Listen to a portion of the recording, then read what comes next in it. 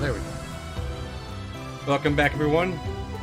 Let's start Presage and Recognize on the path to Vega and Altair. Yep.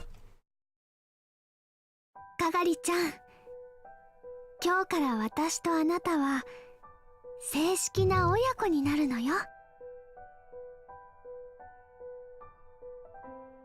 This was when Kagari was 6. You'd be living in a facility for war orphans and getting treatment at a dedicated clinic next door. It was a completely different place than the normal hospitals, which were overflowing with casualties from the war. It was an idyllic garden, cut off from the despair of the outside world, so that children could live in peace. That was where she'd met her mom. Gina Mayuri was a Class 2 caregiver at the facility, who was always very nice to her. 本当？ママがかがりの本当のママになるの？ええ、そうよ。やった！ママ！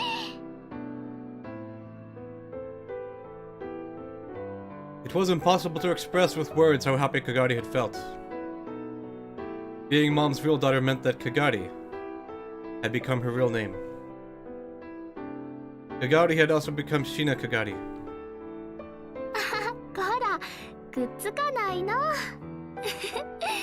かがりちゃんは甘えん坊さんね。じゃあ、ここから出られるんだよね。ママと一緒に暮らせるんだよね。ごめんね。かがりちゃんにはもう少し治療が必要みたいなの。そういうことなんだ。あ、先生。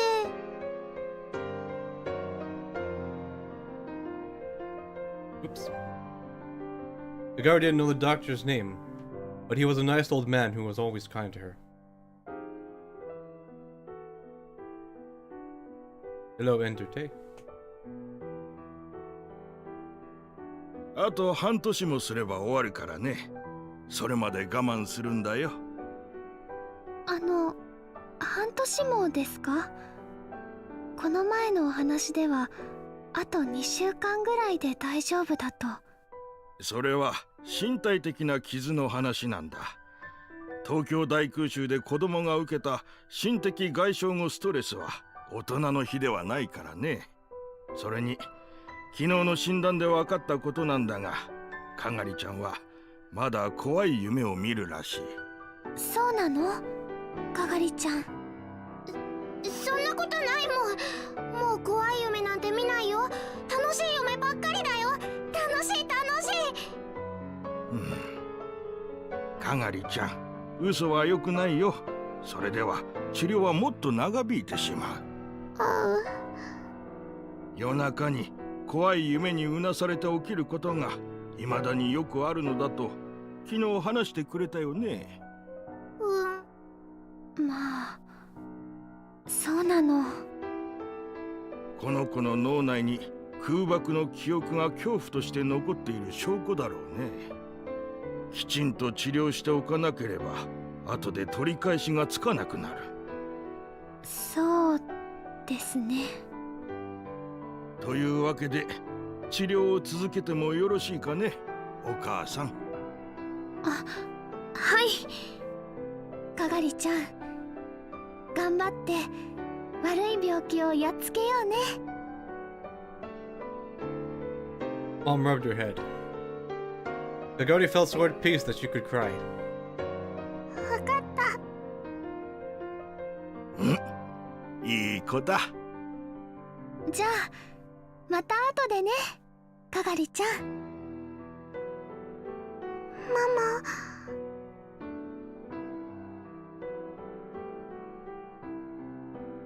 Mom took her hand away. And instead, the doctor took Kagari's hand. He was taken to the usual room. There was a white reclining chair, and next to it, some kind of mechanical system connected to a headset. 聞こえるいつもの声。君はママを守るんだ。この世界を守るんだ。そのために君は生まれてきたんだよ。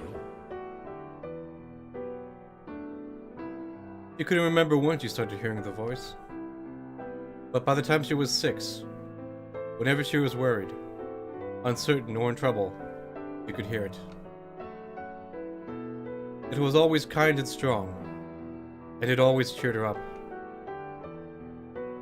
In Kagari's childish mind, she started thinking it might be the voice of God. Since only she could hear it, everyone else said it was just an illness. But Mom was the one person who believed her. ママを守るんだ。だから治療頑張るんだ。Kagari's young heart was filled with the hope that she could someday live with Mom.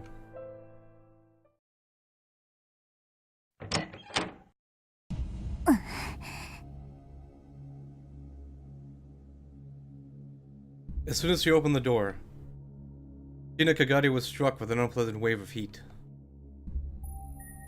It was early June, and this was the first day to hit the summer temperatures. It was hot enough that just walking outside could cause you to sweat.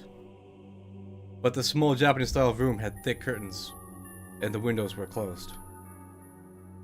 The room was dark and cramped, and there were so many clothes on the floor there was no place to stand.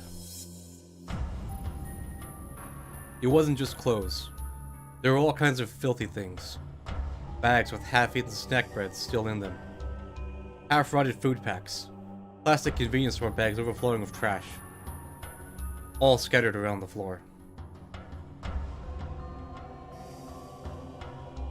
And the area around the half-naked girl sitting against the wall was covered in bandages. And gauze soaked with blood and pus. There were bandages tied around her exposed stomach, chest, and limbs. But these were too soaked with blood.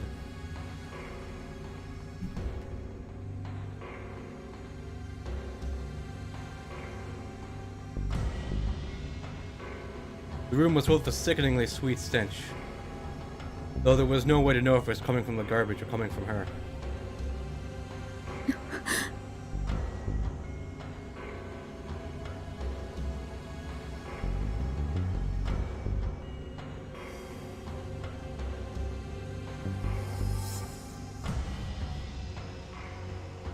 The owner of the room, Kyuryu Morika, raised her head and looked at her, eyes full of hope. M4、まだ生きてたか。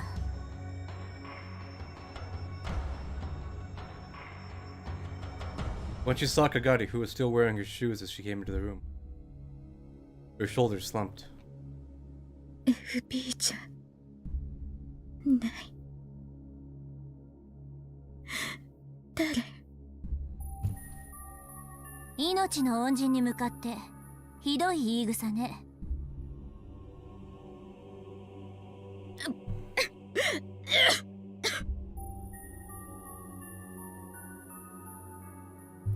Momika gave a painful cough and spit up some stomach fluid mixed with blood. It stained her thighs and the floor.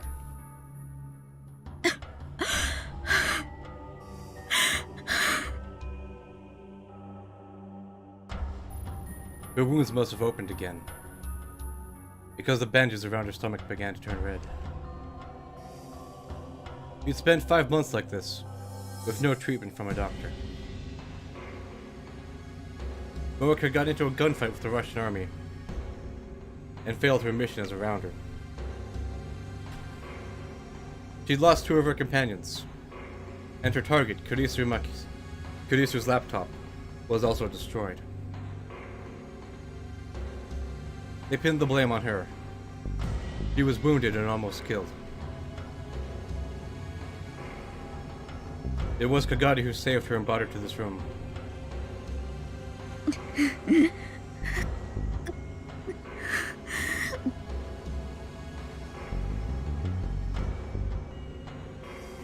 But if someone with a gunshot wound went to the hospital, the police would be notified.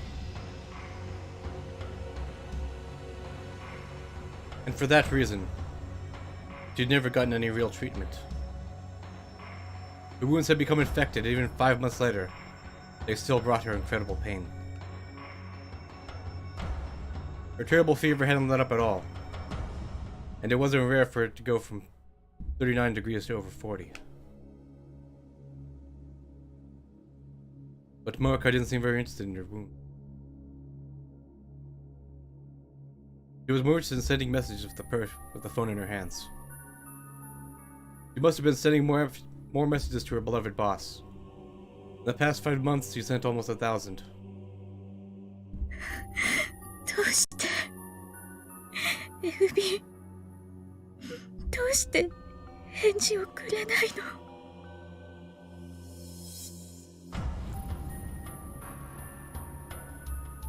FB was Morika's boss in the Rounders.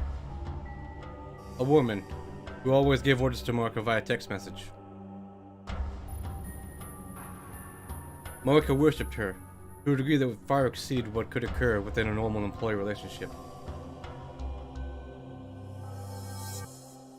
The shock of being abandoned by FB had hurt her many times, more than her actual wounds.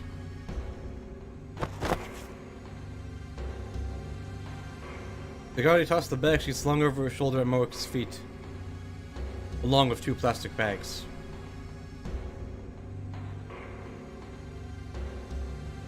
The backpack was full of medicine that wasn't available without a doctor's prescription. Along with it was a whole box of illegal drugs, used only for the treatment of severe pain. Normally these would be kept under strict control in a hospital, where no normal person could get them. Both of the plastic bags were filled with canned goods and other things Kagari had chosen because they had the lowest probability of spoiling. 生きる気がなくなったら言うといいわ。代わりに毒でも持ってきてあげるから。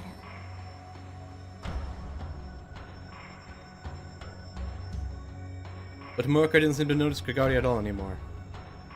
He was completely unresponsive. Kagari had gotten used to her attitude over the last 5 months.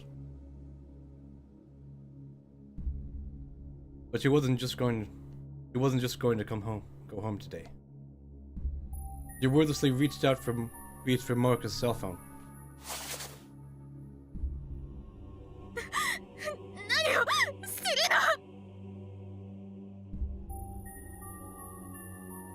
Morika tried to resist, but evidently, she had no strength left. Kagari was easily able to grab the phone. It was covered in blood and pus, but Kagari forced it into her pocket without hesitation.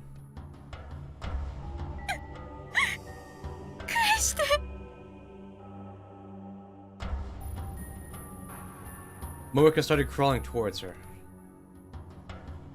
It was like something out of a zombie movie. 勘違いしないで。FB から新しい命令よ。Morika froze. FB の命令。そう、受け取りなさい。Kagari took another cell phone out of her pocket. It was the same Japanese cell phone that Morika had been using, minus the dirt and bloodstains. 今までの回線はロシアやアメリカの諜報部に傍受されていて使えないわ。だから今後はこっちを使って指令が来る。Morika reached a trembling hand out towards the phone. And in an instant, she snatched it away and clutched it to her chest like it was her own child. FB はこの携帯ならメールをくれるの？多分もう来てるはずよ。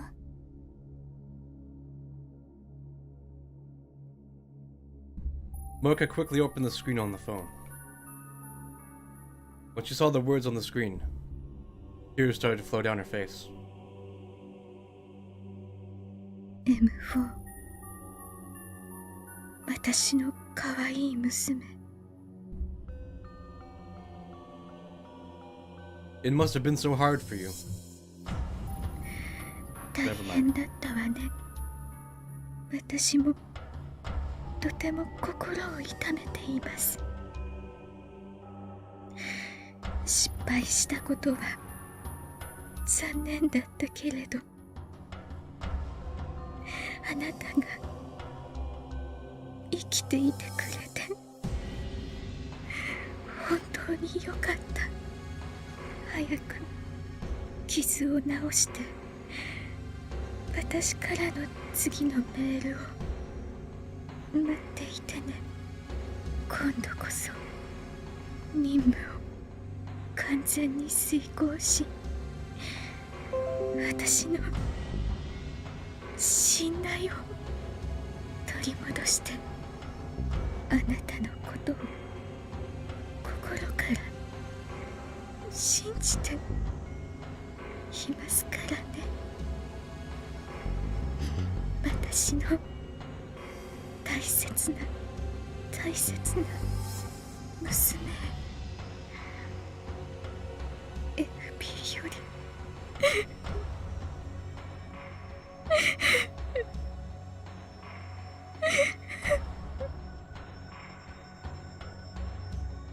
わざわざ読み上げなくてもいいのに。Of course, this message wasn't from FB. Gagati had written it herself. Keep someone at the brink of death for 5 months, then give them exactly what they want as bait. And you can easily put anyone under your control. Gagati knew this well.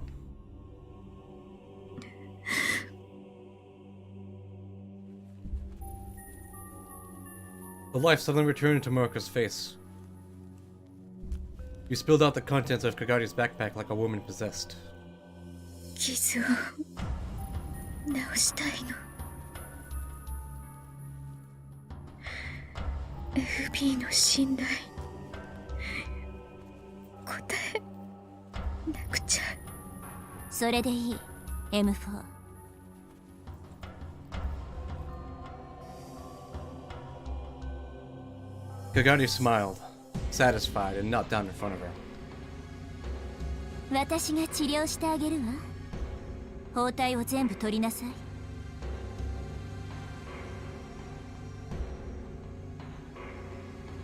When Kagari left the apartment, the sun had set. She spent several hours treating Marika's wounds. Her hands still smelled of medicine. It wouldn't go away for days, possibly. She sighed and put on her full-face motorcycle helmet. Then went to the parking lot and got her on her bike.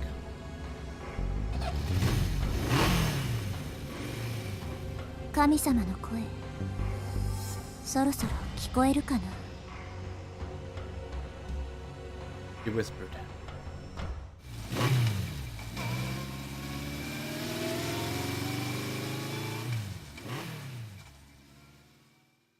She took off on her motorcycle.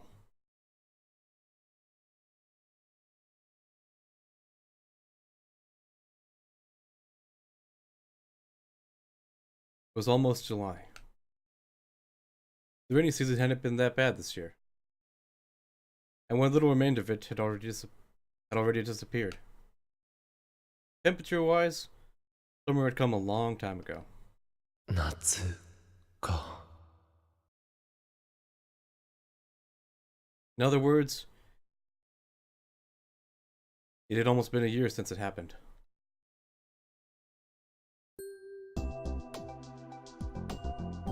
And then, one Saturday afternoon, I stayed home. Not only would it be hot, but Dad would be on my case about helping with the family business. To get away, I'd come to the area around Ikebukuro Station. A year ago I could have gone to the lab, but with Suzuha living there now, I'd mostly stopped going. But that meant that it was hard to find a place to study on my days off. It was too much trouble to go to the university. And the classrooms probably weren't open on weekends anyway.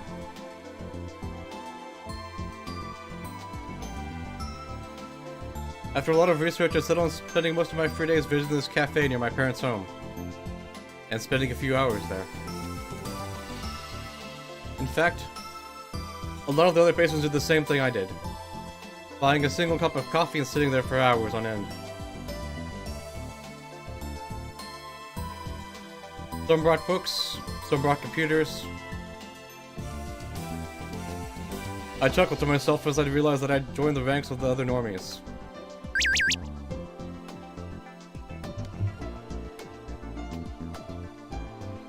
Mayuri, toot-toot-oo, where are you now? Oh, the usual cafe, right?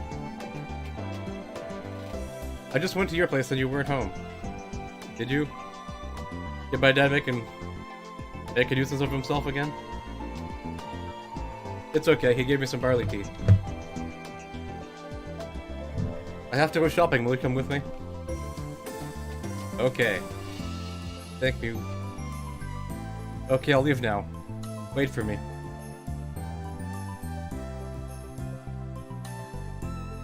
So she went to my house? My family business was called Okabe Green Grocer.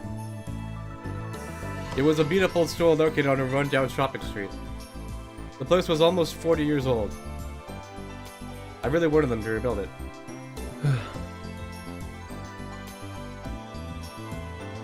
My mind had wandered. Mayuri was going to be here in less than 15 minutes, so maybe it was time to call it a day. I'd worked pretty hard during the morning, so it wasn't too bad. I was a little surprised at how hard I'd been working lately. I could feel having a goal gave me energy. I needed to get to Victor Kondria University as soon as I could. ビクトル・コンドリア大学か。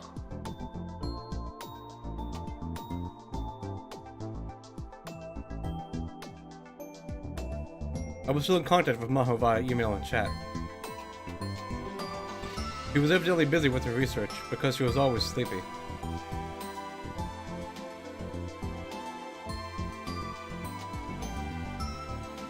I took out my phone. I found myself looking for a certain icon on the home screen. But of course, I deleted myself 6 months ago. Amadeus. Was Kurisu doing well? Knowing her, she was probably coming up with some complicated theory or teasing Maho. It was also possible that she was visiting Ad Channel and hiding it from Maho. アットチャンネル。 That's right. Kurisu had internet access.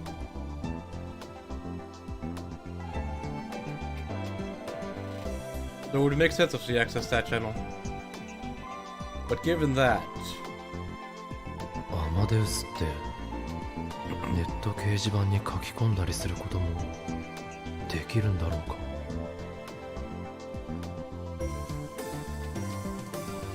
Kurisu spent a lot of effort last summer trying to argue with John Titor on Ad Channel.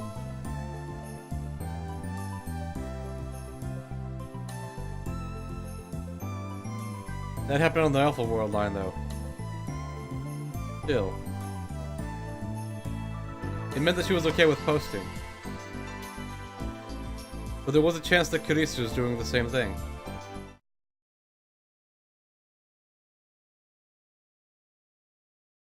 If Amadeus had even a temporary access to the network, then just maybe... I opened the web browser on my smartphone and without really expecting much, ran a search for a nickname I knew I'd never forget. Pretty Gohan and Kamehameha. It was the handle that Kurisu had once used.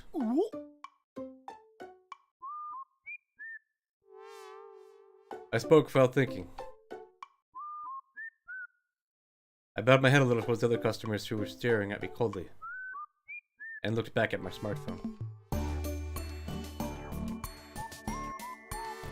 Amazingly, the search turned up several hundred results. They were all comments on that channel. I took a look at the dates on the results page. The oldest dated back to 2008. Those must have been written by Kurisu when she was alive. I never expected to see traces of her here. っていうか、投稿しすぎだろ。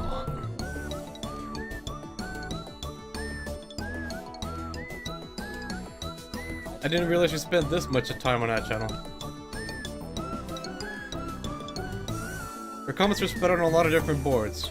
Physics, mathematics, science fiction, oh, and of course the occult boards.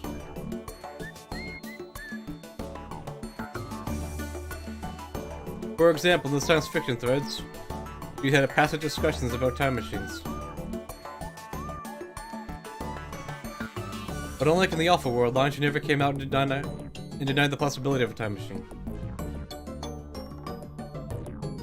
Surprisingly, some of her comments seem to be quite the opposite. いや、意外でもなんでもないか。After all, you've gone through all the work required to write a paper on time machine. Compared to that, her comments on the occult board were brutal.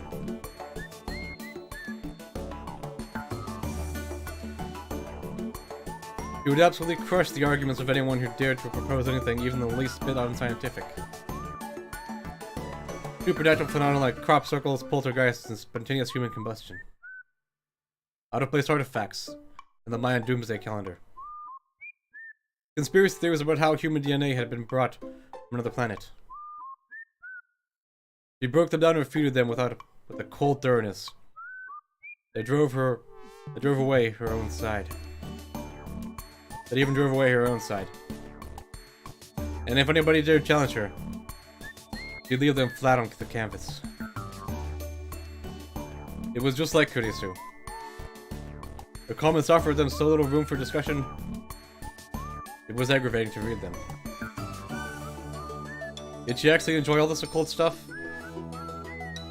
She put enough energy into this that I couldn't help but wonder. いくらなんでも大人げなさすぎだろ。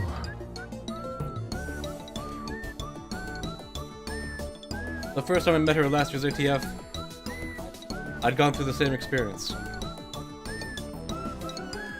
But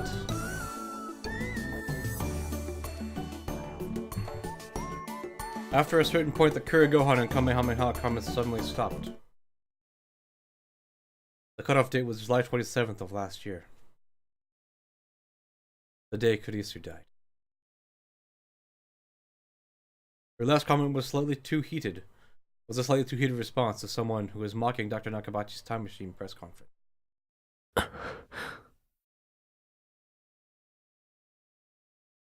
My chest tightened with the sensations of nostalgia, sorrow. I decided to close the browser. But then I stopped as soon as I saw her next comment. I brought the phone closer to my face and stared at it again and again. The date of the comment was December 1st, 2010. これってまさか。Kurisu died in July 2010. So this couldn't possibly be her. But who was it? Was it someone else who'd taken over the identity of Kurigohan and Kamehameha? Or was it? Since there was no trip code, I couldn't tell for certain.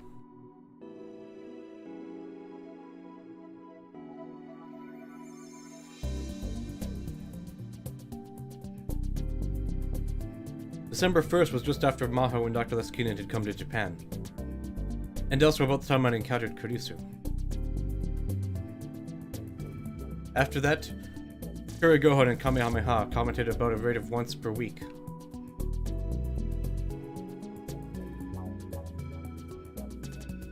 I looked for the most recent comment. って昨日の夜じゃないか。 It was a discussion about relativity theory.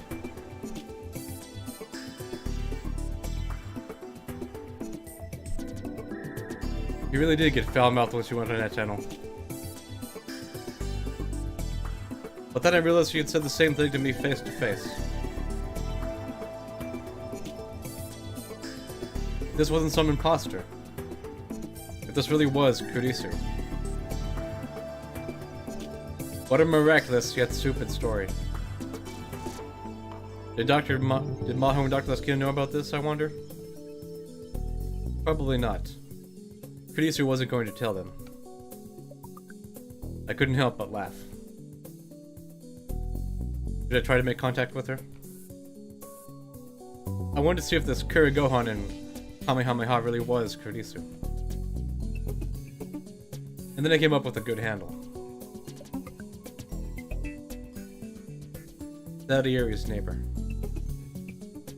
Of course, this was a knockoff of Maho's ID. If Kurigohan really was Kurisu, you'd have to notice it, right? Okay.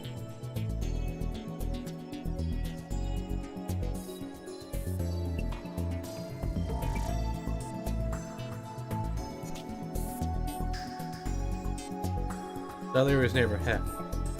I thought I smelled moron. It's true that the original purpose of that experiment was only to prove the existence of ether. But you can't deny that it helped Einstein. As a result, you can say that it formed the basis of his theories. Someone needs to go back to school and it ain't me. And there. Posted. How about that? I wrote something deliberately provocative. And importantly, I'd mixed in some mistakes. Not to brag, but I thought I knew a lot more about Kurisu than Maho did. あっさり釣られるはずだ。クリスならな。あーかりん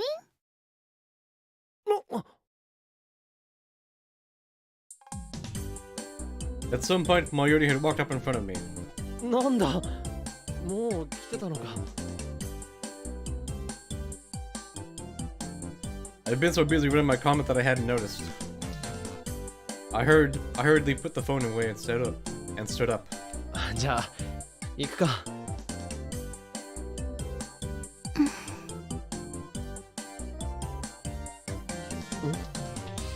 どうした？行こ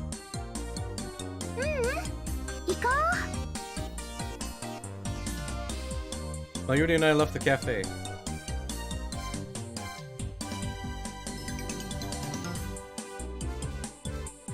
Mayuri and I met up and headed for Tokyo Hands.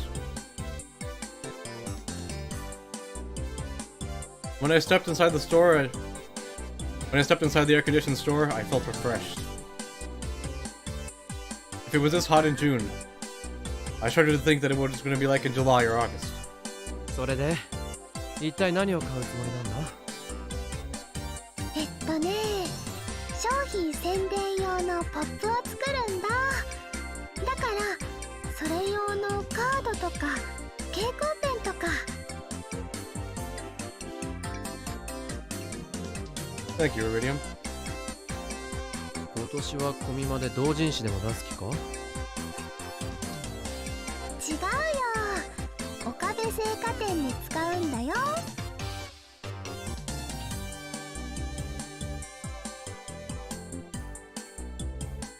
は？なんだって？ My family business? 今日オカリンの家に行った時にね、おじさんとそんな話になって、じゃあマユシーが作りますって立候補したの。おいおい。 My dad could be such a jerk. お前がそんなことする必要ないんだぞ。でもマユシーがやりたいからやっているのです。本当にいいのか？オカリンやおじさんおばさんにはいつつもお世話になってるから。じゃあ代わりに今度何かプレゼントするよ。本当？嬉しいな。 I took a quick look around and saw they were selling a lot of things you could use for advertising. I decided to mostly leave the purchasing decisions up to Mayuri.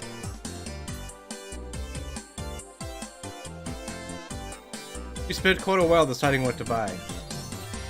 But well, maybe because all the time she spent at Mei Queen Nyanyan, her taste ran in the direction of cute and anime. あー、ねえねえ、こっちのハート型のも可愛いよ。野菜や果物を売るのにハート型なんてどう使うつもりだ？例えばこんな風に書くのはどうかな。おっきな松茸くん、今夜のおかずに奥さんいかが？ Are there two Amadeuses in my chat right now? Why did you say it twice? あとは甘くてとろりん、早く食べてね、熟れたメロンちゃん。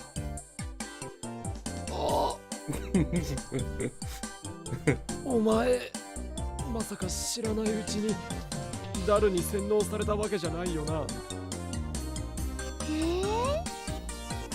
ああ、いや、なんでもない。Mayuri looked confused and completely oblivious. とにかくハート型のポップは不許可だ。うちが怪しい店に見えてしまう。そうかな。可愛いと思うけどな。可愛くなくていいんだって。Mayuri's intention not to interfere had gone by the wayside. そもそもこれ以上買っても絶対余るぞ。My shopping cart was filled with cardstock of various colors and shapes. これだけあれば当分困らないだろ。そうだね。じゃあここまでにしよう。 I went to the cash register to check out. But since it was a Saturday, the checkout area was overflowing with shopping carts. Since it was going to take a while, I sent Mayuri to Bro's toy section on the floor. I knew they'd have some stuff from one of her favorite shows. Violet Kakeru. Mayuri looked apologetic, but did what I told her to. In the end, I waited a whole 15 minutes at the register. As an apology, I decided to get the present I promised her.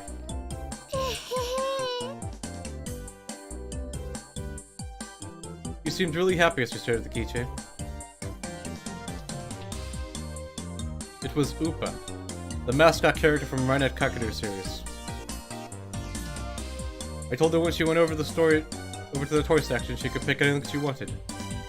And this is what she chose. ウーパならもう大量に持ってるのにずいぶん嬉しそうだな。しかもそれって普通の緑色のウーパだろ。レアなやつじゃないよな。レアなのは確かメタルウーパだっけか。The most popular reverse of the Upas was the shiny silver metal Upa. For example, whenever there was a lottery for rare Rainet Kakadu stuff at the convenience stores, the top prize was always a metal Upa. Mayuri had told me once they sell for tens of thousands of yen at auction. チッチッチ。 For some reason, Mayuri was wagging her finger at me. 違うんだな。これはね、緑のウーパさんだけど普通のとは違うの。この前やってた映画に登場した緑の妖精さんウーパなんだよ。 Come to think of it, there had been a Rainet Kakadu movie out in spring. And Mayuri sat in a theater full of little kids to watch it.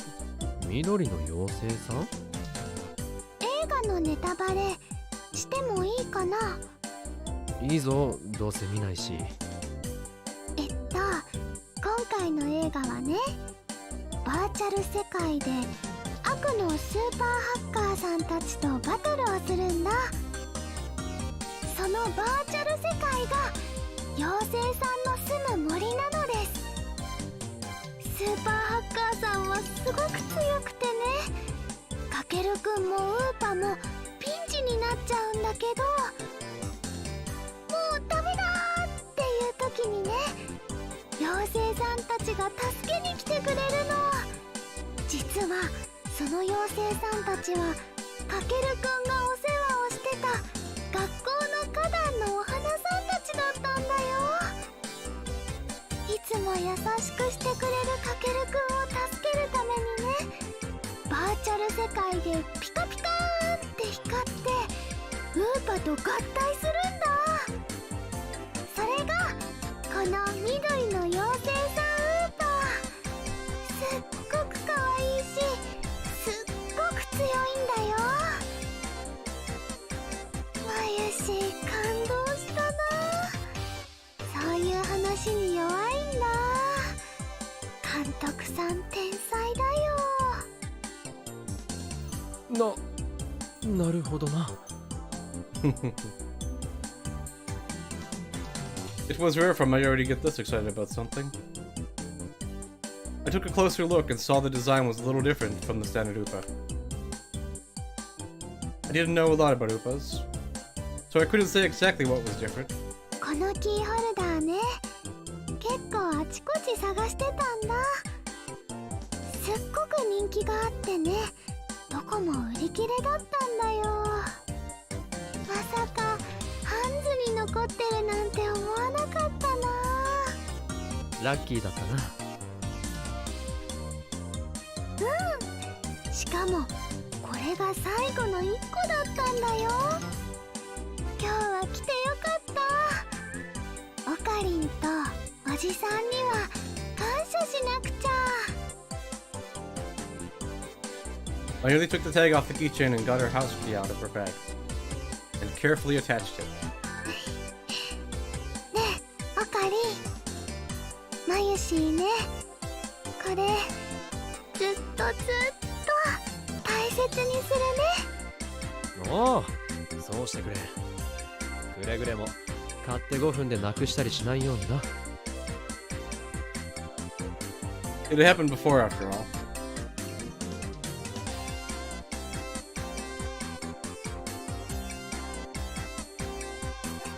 Like the metal loop I had won for at the radio building. Mayuri had lost it no more than 5 minutes after I gave it to her. I'd wondered if she'd ever found it. I didn't really want to remember that time in my life, so my memory of what happened to the metal Lupa was vague.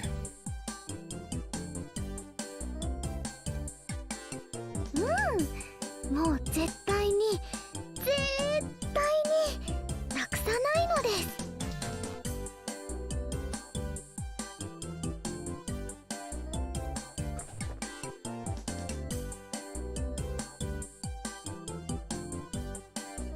The two of us started to head back. オカリンのお店のポップ張り切って作るね。ああ、その作業があったな。I've been thinking the job was done once we bought the materials. The real work actually began now. 俺も手伝おうか？大丈夫。マユシーのセンスを信じてほしいな。ハートマークのポップを買おうとしてた時点でセンスを疑うぞ。大丈夫だよ。まあポップを作ってくれるだけでもありがたいから文句は言わないけどな。お母さんにメールしなきゃ。晩ご飯までには帰りますって。なんならうちで食べてってもいいぞ。どうせ親父やおふくろが引き止めるだろうし。どうしようかかな。オカリンは今日はこの後ずっと家にいるの？合コンとか行かない？最近は全然行ってないよ。Last fall, when I've been trying to become a normal college kid, I'd force myself to go to as many as possible. But lately, I've been so busy with my studies that I hadn't had a chance. そっか。じゃあごちそうになっていこうかな。I usually took out her phone and started to type something when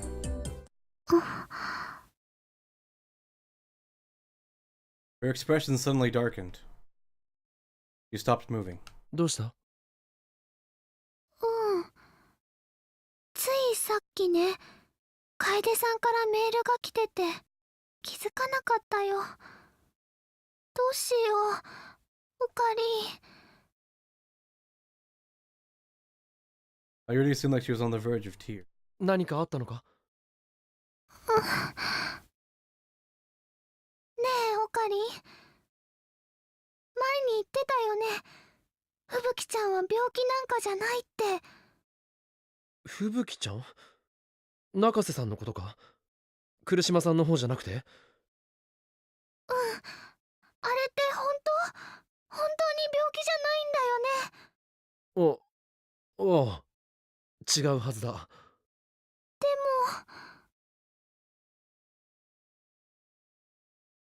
も。Mayuri showed me her phone. Fubuki's back in the hospital. I'm on my way. Here's the location. また入院した？だって。I couldn't believe what I was seeing on the screen.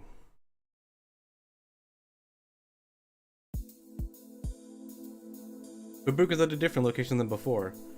This time it was at AH Tokyo General Hospital, high-tech medical center in Yoyogi. I will be back momentarily.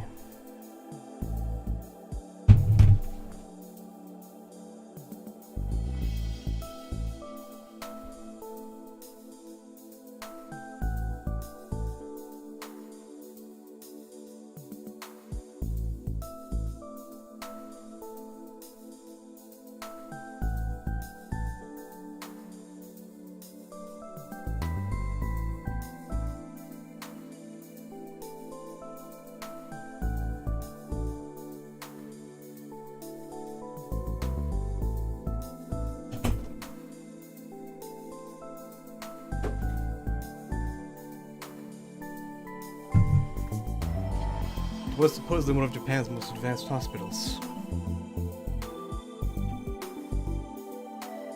According to what I read on the internet, patients with the new encephalitis that everyone was talking about were being gathered here for special treatment.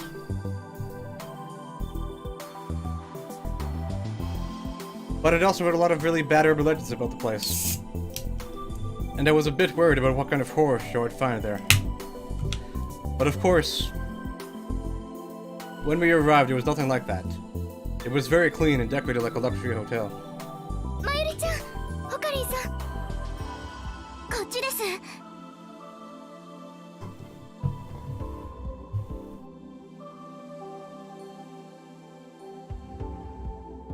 Kaede and Yuki waved at us as we entered the lobby.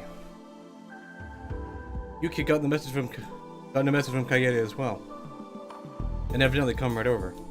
ふぶきちゃんは大丈夫だよ。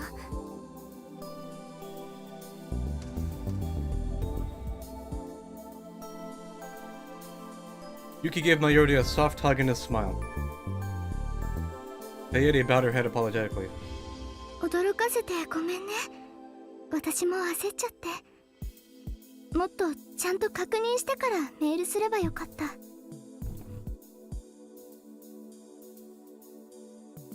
というと、中瀬さんの容体は？今病室でふぶきちゃんのお母さんに会えたんですけど、例の病気が悪化したとかじゃないそうです。じゃあまた検査入院とか？はい、そう言ってました。だから全然心配ないって。なんだ。はあ、よかった。Mayuri looked extremely relieved as Yuki continued to hug her.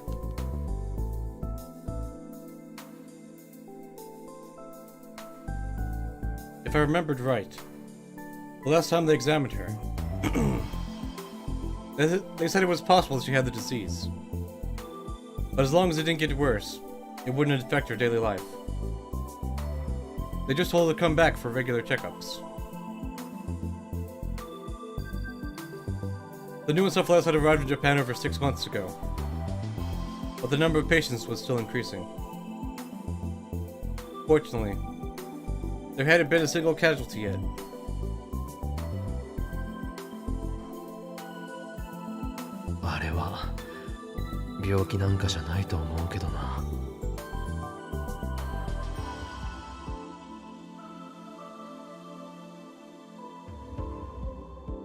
I was certain that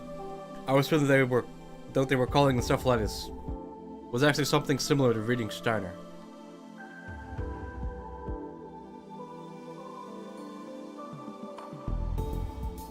One time when I went to visit Fubuki in the hospital, I had secretly investigated the other patients.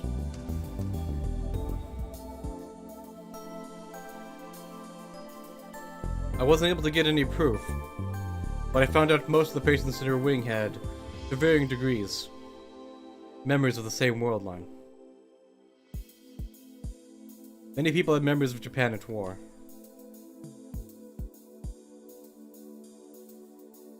Fubukiちゃんに会えるかな。それがね、今 MRI で脳の検査をしている最中なんですって。だから病室にいないの。そうなんだ。でももう少しで終わるみたいよ。ここで待っていてって吹雪ちゃんのお母さんが。I had a motion to Mayuri, indicating she should sit down at the nearby sofa. 検査が終わったら声をかけてくれるみたい。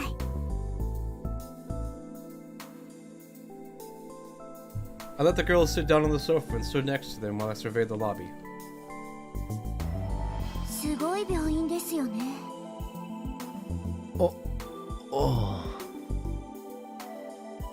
中瀬さんの家って実はすごい金持ちだったりするのか？こんなところに入院なんて。いえ、そうじゃなくってですね。吹雪ちゃんのお母さんの話だと、日本とアメリカの政府がお金を出して新しい治療のプロジェクトを始めるみたいなんです。この病院とアメリカの専門病院や研究所が中心になってやるんだそうですよ。そうなのか。I wasn't sure how I felt about that. If I was right about what this disease really was. It was hard to imagine a bigger waste of money. お願いします。患者は全員個室にしてください。それも患者同士が接触しないよう、なるべく離れた部屋で。しかしね、そんな都合よく病床は空いていませんから。それでもやってくれないとダメです。患者同士が会話をすることで夢の情報を共有してしまうでしょいや、それはそうですが。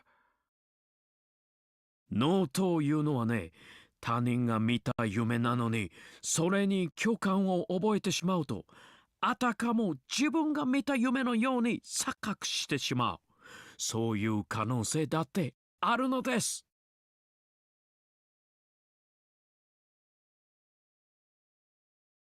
Across the lobby, I saw an old Japanese doctor in a white coat, and a big man in a suit who was frantically trying to talk to him. I'd seen that man in the suit before. Actually, it was a man I knew well. 教授、レスキネン教授。I heard it over. レスキネン教授、俺です。岡部です。 He must have been wearing his translator because he was communicating with the old doctor in Japanese. Dr. Leskin's face quickly broke into a smile when he saw me. Oh, Rintaro! His voice was so loud that everyone in the lobby, doctors, nurses, staff, and even the patients turned to look at me. But Dr. Leskin didn't seem to notice them as he ran over. He was like a giant American football player racing for a touchdown. うわー、ちょっと待ってください、教授。ストップ、ストップ。 My prayers went unheard as Dr. Leskin tackled me, and then pulled me up. Then he switched from football player to pro wrestler, and he swung me up and down. I felt like I was a little child.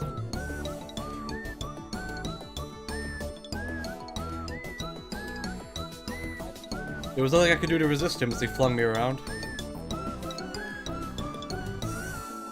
A moment later, he noticed the cold stares of the people around us and finally released me.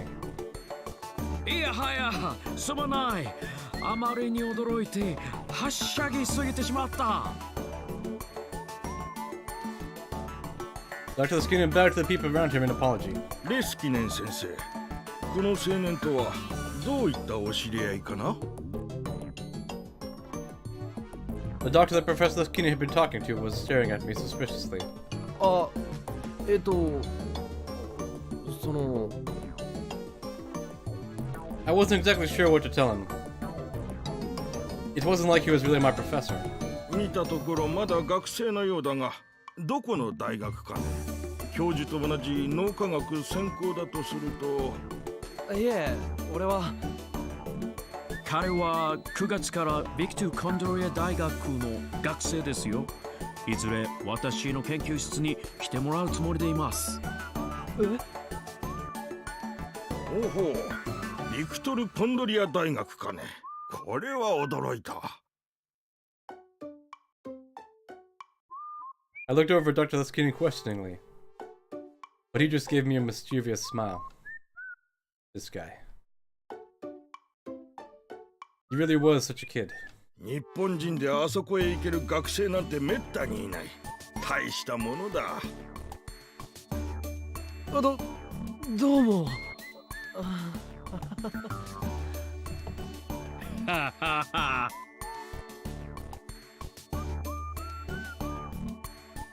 After the doctor left, I sighed loudly enough for Dr. Leskin to hear me. 今の人は？この病院の院長だよ。院長？そんな偉い人相手に堂々と嘘をついたんですか？おや、私は嘘なんてついたかな？確かに9月から我が校の学生とは言ったが、何も今年の9月からとは言ってないよ。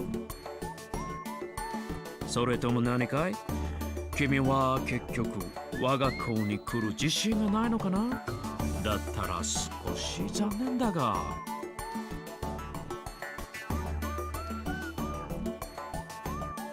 He really was like a little kid, completely shameless. But still, it was hard to hate him. でも驚きました。まさか教授がまた日本に来ているなんて。It had been 5 months since I'd seen him off at Narita. I looked around for Maho, but I didn't see her anywhere. ウィンタールはどこか具合でも悪いのかい？治療でここに？あ、いえ、違います。入院してる友人の見舞いで。ああ、そうか。それはよか。いや、その友人にとっては良くないか。申し訳ない。ああ、いえ。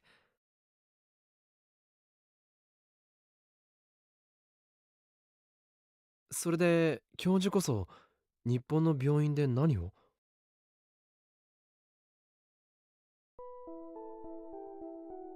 Dr. Liskinen brought his face close to mine, and whispered so the people around us couldn't hear him. 君も知っているだろう。例の新型脳炎の件だよ。アメリカ政府の依頼で精神生理学研究所が治療法を研究していたんだが、手詰まりらしくてね。私も調査に加わるよう大学から命じられたというわけさ。そうなんですか。レスキネン教授が新型脳炎を。Now there was a word I didn't expect to hear. I explained that my friend was here because I thought she might have the disease.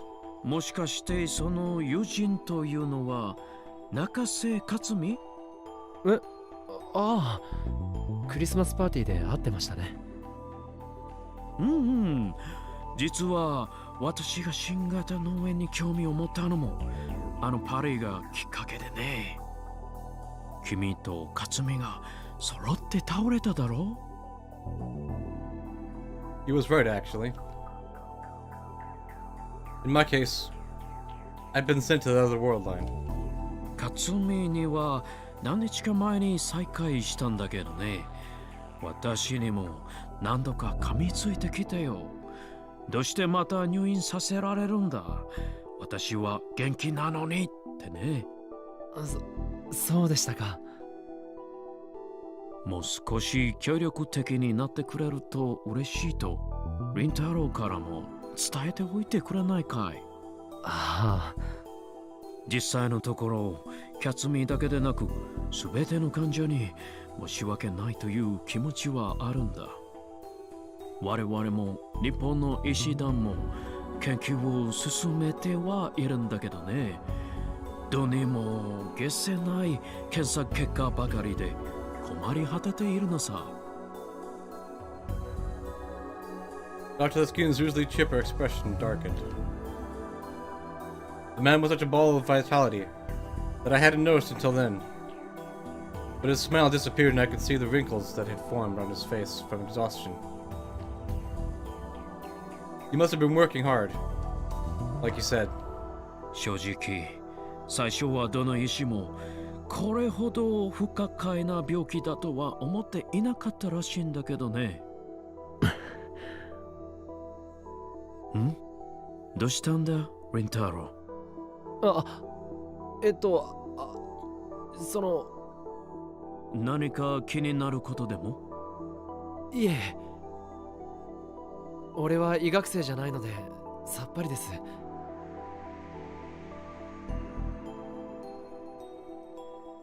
I was just about to tell him about my reading Steiner, but in the end, I couldn't.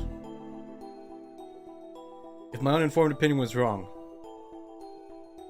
it could cost the encephalitis patients their lives. I couldn't just tell him that when I didn't have any proof. And then his face drew close to mine again. ところで、その克美がなかなか興味深いことを言っていたんだよ。自分たちは病気じゃない。別の世界の出来事を夢で見る能力があるだけだとかなんとか。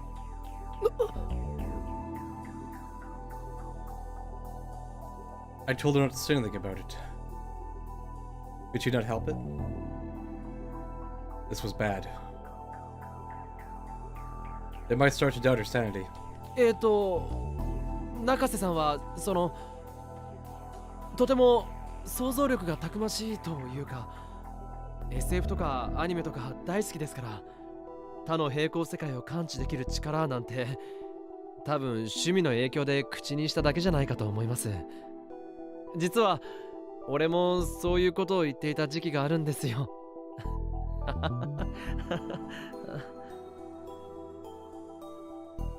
I tried my best to come up with excuses, but Dr. Leskinen still seemed concerned.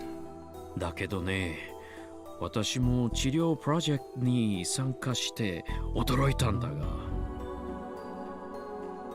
確かにこの病の特徴として多くの患者が夢を共有する不可思議な現象が起こっているんだ。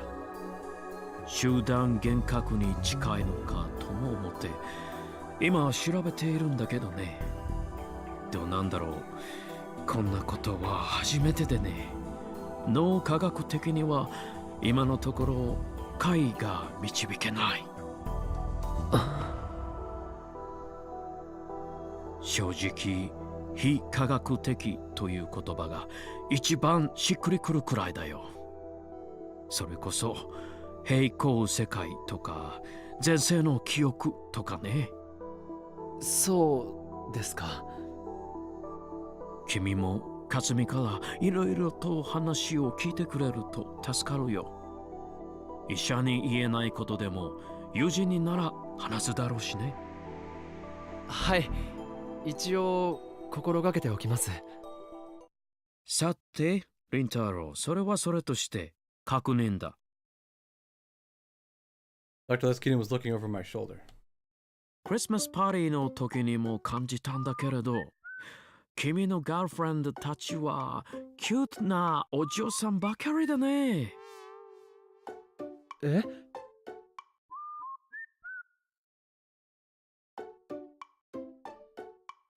？I turned around and saw that Mayuri, Kaede, and Yuki had all stood up from the sofa and were looking at me. When they saw Dr. Leskinen was looking at them, they waved. やはりあの中に恋人がいたりするのかい？ユキ、カエデ、マユリ、ルカ、それともカツミがそうなのかな？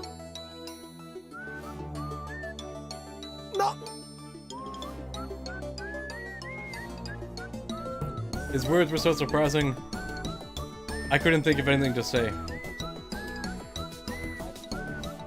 Maho would often call this middle-aged man a mischievous boy. And that was exactly the look he had on his face. いや、別に無理に聞かせてくれとは言わないよ。君のプライベートを詮索する気はないからね。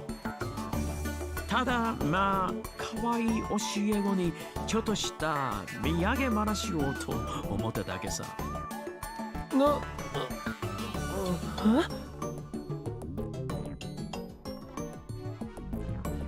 Dr. Leskinen turned to walk away before I could figure out what he meant.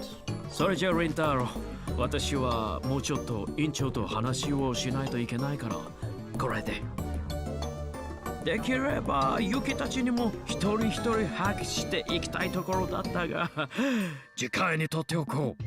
彼女たちによろしく。あ、はい。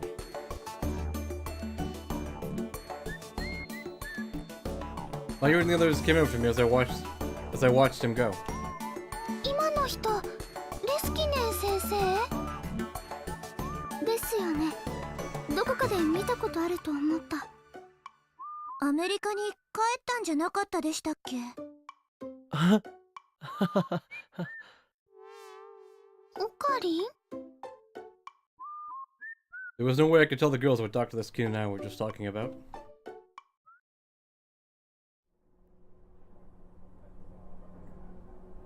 After Fubuki's exam was over, we went to her room and listened to her complain.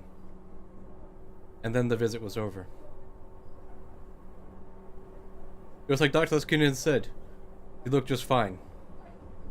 She told us she was ready to leave the hospital and jog all the way home. Mayuri and the others were relieved, but I felt worried.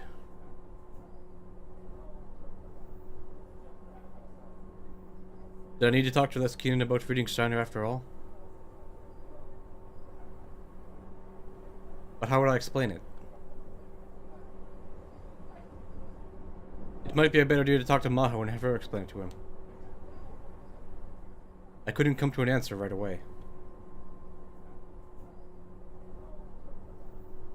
We said goodbye to Kaede and Yuki at one of the stations on the way back. Before we got to Ikebukuro, I remembered to take out my phone and open the web browser. I went to @channel, eager to see how she responded to the beta it spread this afternoon. I put my hand over her mouth to stifle the noise.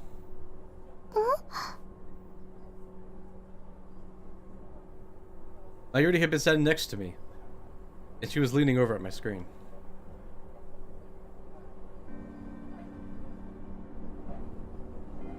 I fished her up alright. Curry Gohan and Kamehameha. It was Fitzgerald and Lorentz who based our hypothesis off the experiment. Einstein himself said it had nothing to do with his theories. You don't even know that? How ignorant are you, W? I didn't think it would go this well. This time stamp was from just 30 minutes ago. I decided to respond immediately, using the same name. Tell the area's neighbor.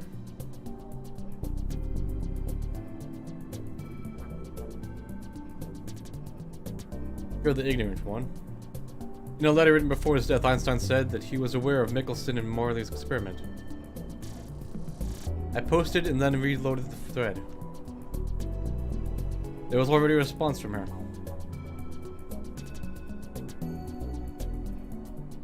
I know that, duh. All they said that he knew of the experiment, obviously. Einstein used the Fizeau experiment and stellar aberration to come up with the theory of relativity. The time lag between the posts was just 21 seconds. It was kind of irritating to have her come after you so hard. It was as if she was insulting me as a person. Well,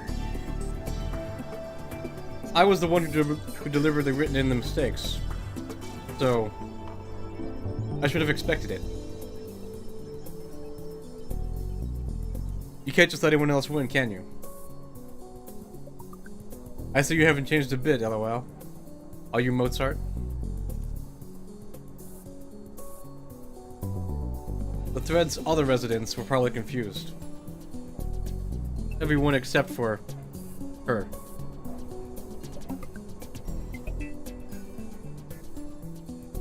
Mayuri had been watching our exchange and looked at me confused. 知り合いなの？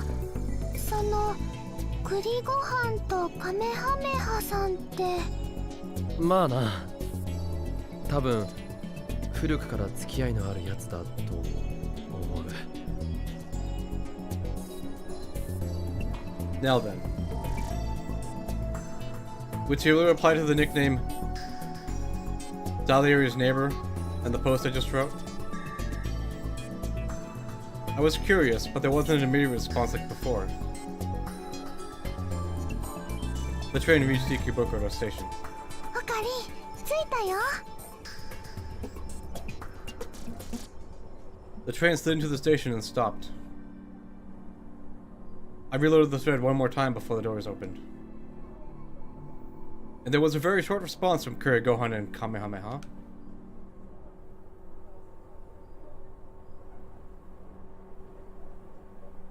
Who are you? There could be no doubt now.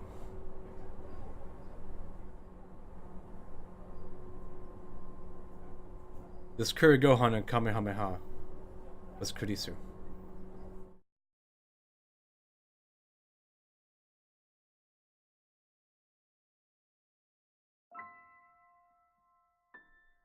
It was a very hot day in 1998 when Suzuha said goodbye to Gina Kagari. She'd gone to get food and water from a local store. And when she'd come back and opened the hatch, Kagari was inside, screaming.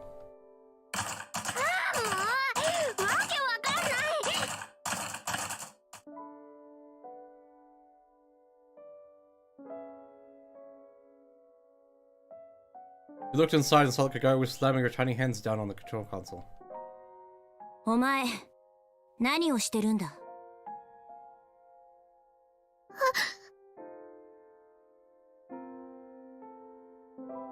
Kagari shrank back when she saw Suzuha. 違うの。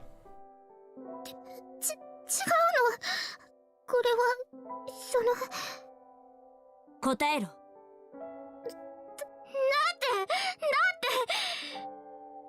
目を覚ましたら鈴葉お姉ちゃんがいなくて、真っ暗で明かりもつかないし、狭くて怖くて苦しくて。だから、かがり、ドアをそれであちこちいじってるうちにこんなことに。 Hagari started to cry. ごめんなさい、鈴葉お姉ちゃん。ごめんなさい。でも本当に怖かったんだ。だから。そうか。Suzuha relaxed her guard. Hagari had PTSD from her time as a war orphan, and she hadn't fully recovered yet. Mayuri had once told her that she got very frightened in dark and cramped places. It would make sense if waking up in the dark caused a panic attack. And the time machine could only function with Suzuha's biometric authorization. Someone of Kagari's size wouldn't be able to break the console either. お前は時間移動のショックで気を失ってたんだよ。だから休ませておいたんだけど、悪かった。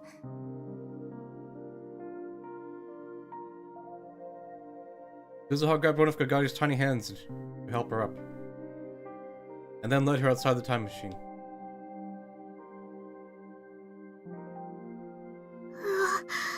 暑い。かがり、約束するんだ。どんなことがあっても操縦席のスイッチに触ったりするな。いいな。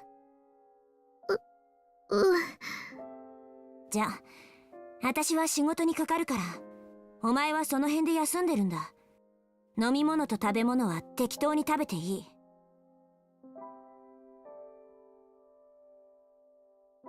Suzuha handed Kagari the provisions she'd bought, then went inside and poked her head into the cargo space under the control console. You connected the IBM 5100 she'd stored there to a portable terminal she bought from the future. By all appearances, it was an early 2000s cell phone, but inside it was a miniaturized quantum computer from the year 2036. Of course, future Daru had made it himself. When she booted up the IBM 5100, rows of numbers started to appear on the screen. 何をするの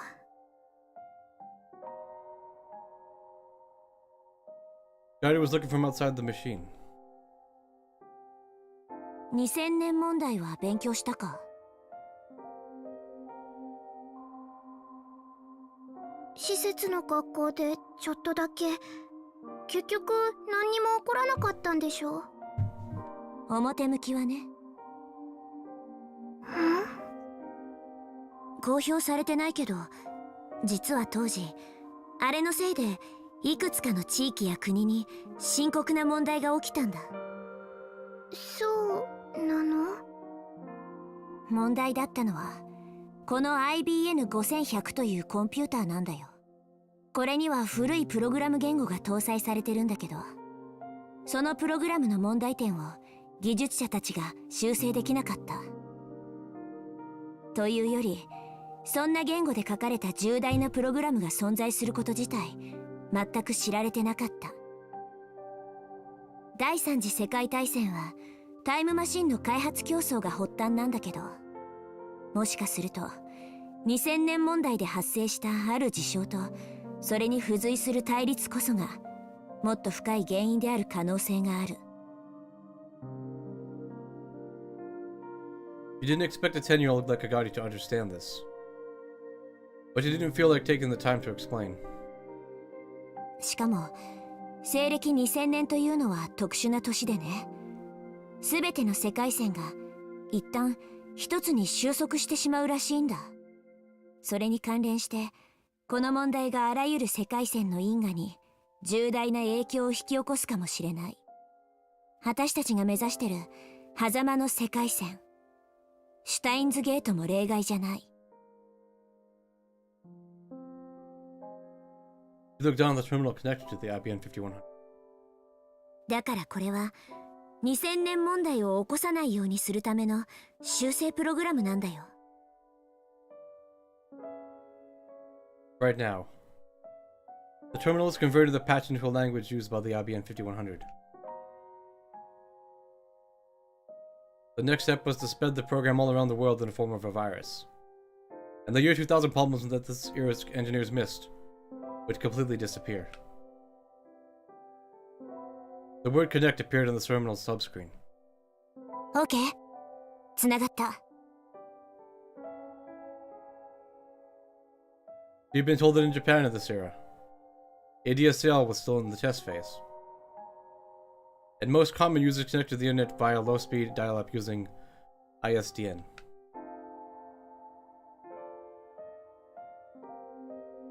But in major city areas like Akihabara, universities, labs, and some big computer companies were starting to use fiber optic broadband.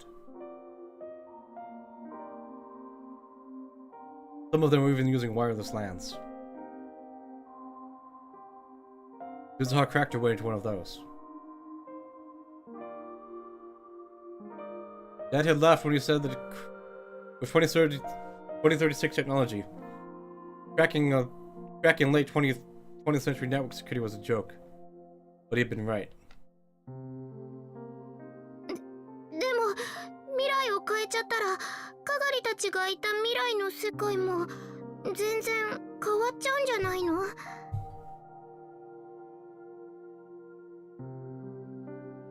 Surprisingly, Pagodi had got the gist of what Suzuha had just told her. そういうことだ。もうあの世界は存在させない。私たちはシュタインズゲートを目指すためにここへ来たんだから。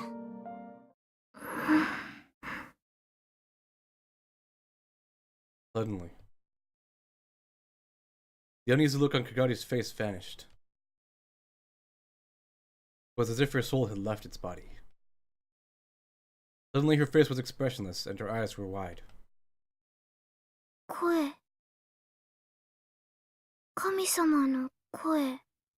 聞こえる。かがり？ダメだよ。よくないよ。ダメなんだよ、鈴葉お姉ちゃん。そんなことしちゃいけないんだ。おい。Pagodi was acting strangely. Suspiciously, Suzuha reached out her hand towards her. But she slipped past Suzuha's hand. And quicker than any child should be able to move. She slammed her shoulder straight into Suzuha's body.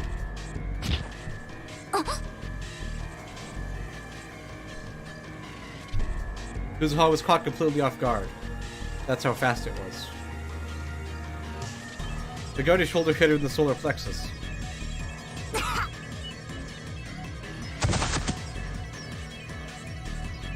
He bent over and collapsed onto the seat. Pagodi tore the terminal out of Suzuha's hands. The cable struts of the Abbey and 5100 were ripped out, and errors displayed on both screens. お前、何を Pagodi didn't answer the question. Instead, he grabbed the backpack that Suzuha had placed on the seat and spilled its contents onto the floor. There were MREs, spare parts, clothes, and a semi-automatic pistol. Suzuha couldn't believe it. Pagodi was going to try and pick it up. やめろ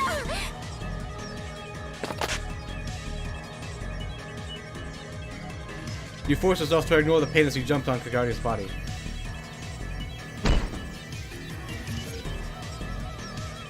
But another unbelievably powerful body slam knocked her back.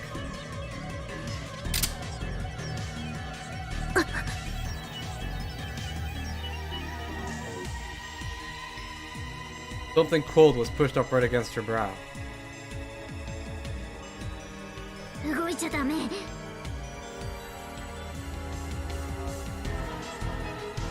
Pagodi's tiny hands weren't shaking at all as they clutched the semi-automatic pistol. In the space of an instant, the safety on the gun had been flipped off. That's when Suzuha realized this wasn't just a temper tantrum. Suzuha was the one who taught her how to use a gun. That's why she knew that Kagari was perfectly calm. 正気か？今すぐ銃を下ろせ。こんな真似はやめろ。やめるのはお姉ちゃんの方だよ。何？世界を変えちゃいけないんだ。お姉ちゃんはおかしいこと言ってる。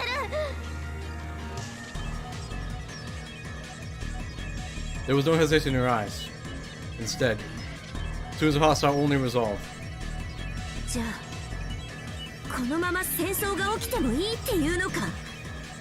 そんなのわかんないよ。かがりは元の世界に戻りたいだけだもん。ならもう無理だ。私たちはタイムマシンですでに過去に干渉してる。世界線だってずれてしまってるはずだ。あそこに戻れる可能性は低く。うるさいうるさいうるさい。かがりはママを絶対に助けるんだ。この世界を消すなんてダメだよ。絶対にやらせないから。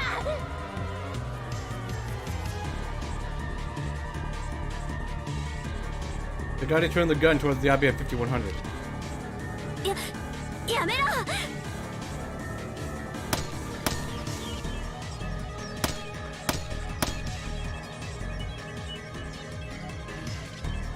Before Suzuha could stop her, she yanked down on the trigger. Again and again. やめてくれ、かがり。やめろ。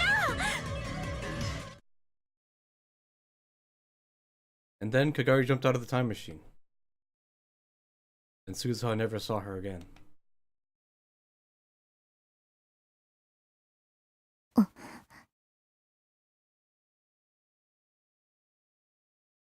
On every night that passed, he remembered Kagari.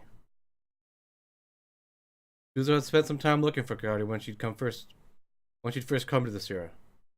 But in the end, she never found anything. But Shina Kagari was now 22 years old. Who was now 22 years old was here in Akihabara. Suzuha was sure of it. おう、マホタン、オスオス。Itaru was sitting at the computer next to Suzuha and talking into his monitor. The monitor was displaying a video chat screen. On the screen, a young girl was dressed in a slovenly fashion. Ahem. No. A proper, full-grown lady.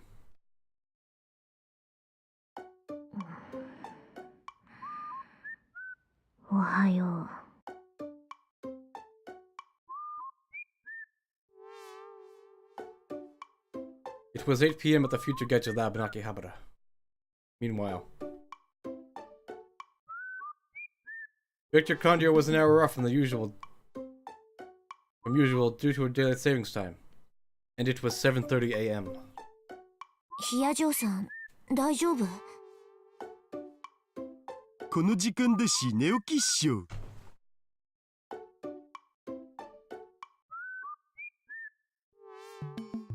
Maho was a mess. Her hair was never combed right, but her eyes were bloodshot and her gaze was wandering. Spots under her eyes were too dark for a little bit of makeup she'd applied to cover them. Her cheeks were sunken, which made her look tinier than usual. On top of that, her skin was terribly pale. She looked like something out of a zombie movie. 低血圧マホタンも燃えるよ。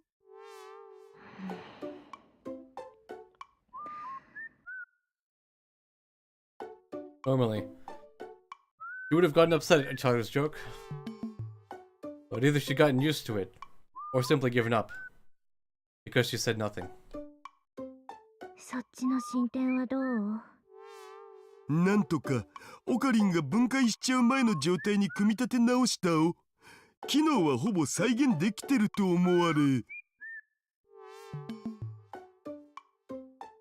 Itaru glanced towards the development room, past the curtain in the back of the lab. Right now, he was working with Maho to recreate what Okabe had called the time leap machine. うまくいかないの？なんか安定しないっつうか、普通の電子レンジになっちゃうんだよね。そう。何がいけないのかしらね。オカリンにそこんところの話を聞ければ違ってくるんだけどな。無理だよ。私たちがこんなことしているって知っただけで怒鳴り込んでくるよ。おじさんは恐れているんだ。世界線の収束する力というものを、あの人を説得するのは容易じゃない。In fact, it'd almost been a year since she'd first tried and failed.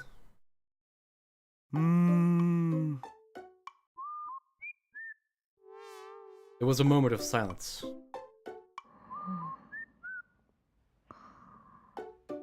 ってマホタン、もしかして寝てんじゃね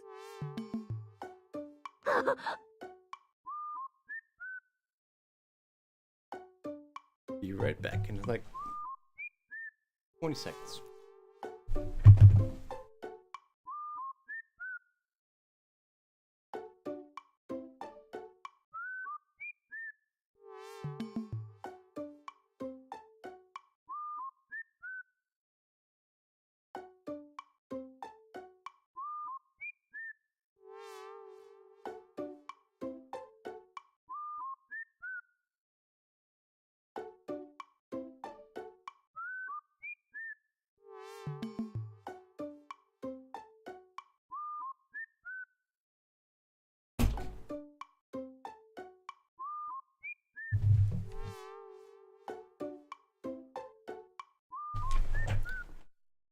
Maho's whole body jerked, and she almost fell out of her chair.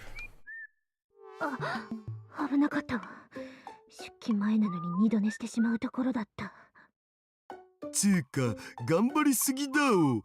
無理して体壊したら意味なくね。このくらい平気よ。というか、これだけやってもまだ天才にはかなわないんだから。そんなことないと思うけどな。僕はさ、魔法タンだって十分天才だと。気休めなら不要よ。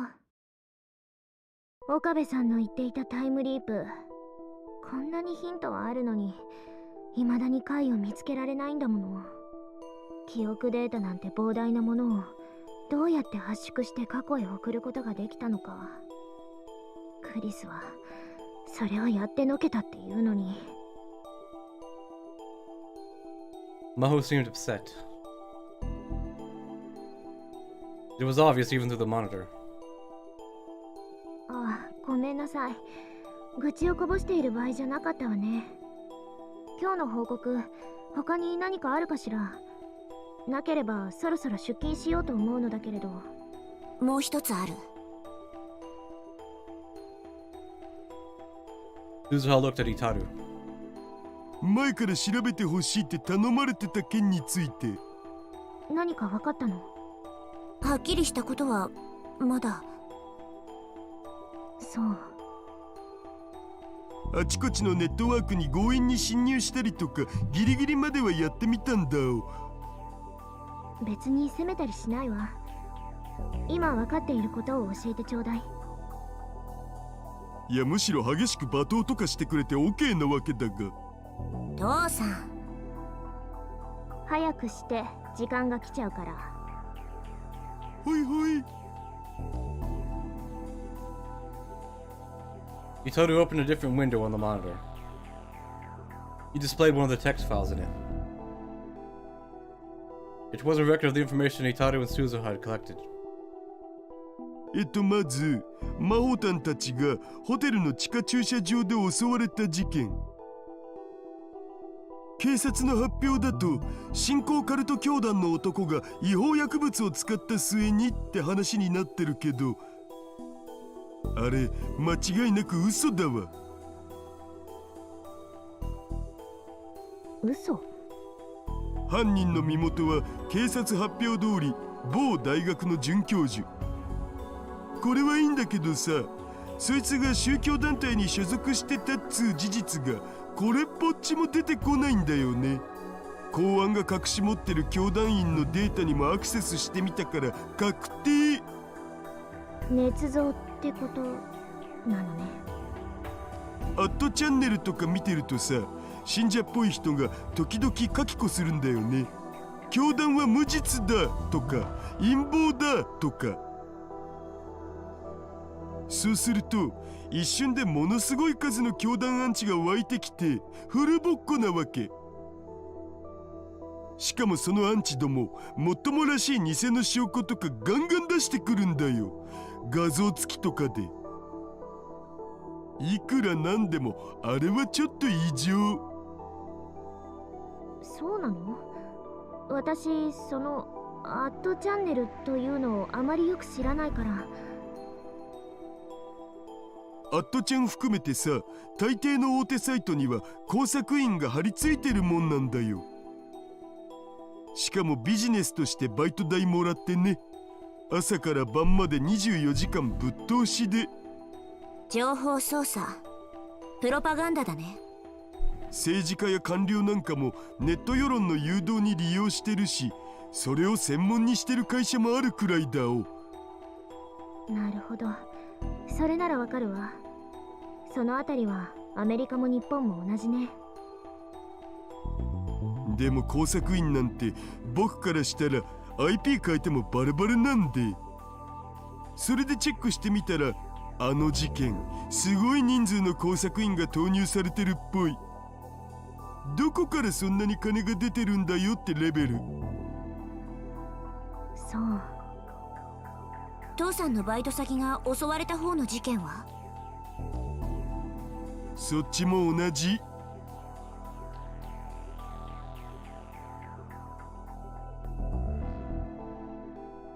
The police call it a fight between foreign mafias, trying to expand the territory in Japan.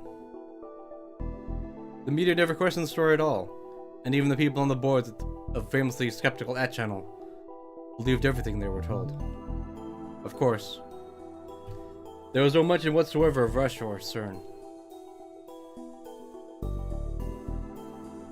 でさ、試しに目撃者を装ってロシアの特殊部隊を見たってすれ立ててみたんだよね。そしたらまあすごいのなんの、炎上しすぎてびっくりしたお。あん時は思わず工作員の本名から会社名まで全部晒してやろうかと思ったっつうの。Evidently, he'd been really irritated. It was rare for a Tao to get so angry. Or maybe it wasn't, he decided. つまりどこかから圧力がかかっていて幕引きにされたってことね。さすがは自由の国日本だけのことはあるわ。アメリカも似たようなもんじゃね？違いないわね。The two of them smiled at the joke. つうわけで僕としてはお手上げ。そう。それで十分よ。調べてくれてありがとう。ヒアジョーさん、研究所から来日の許可は下りそうなの？それがレスキネン教授の助手として連れて行ってもらえるよう何回も申請しているのだけれど、却下の連続なのよ。レスキネン教授は今こっちに来てるんだっけ？ええ、新型脳炎の調査でね。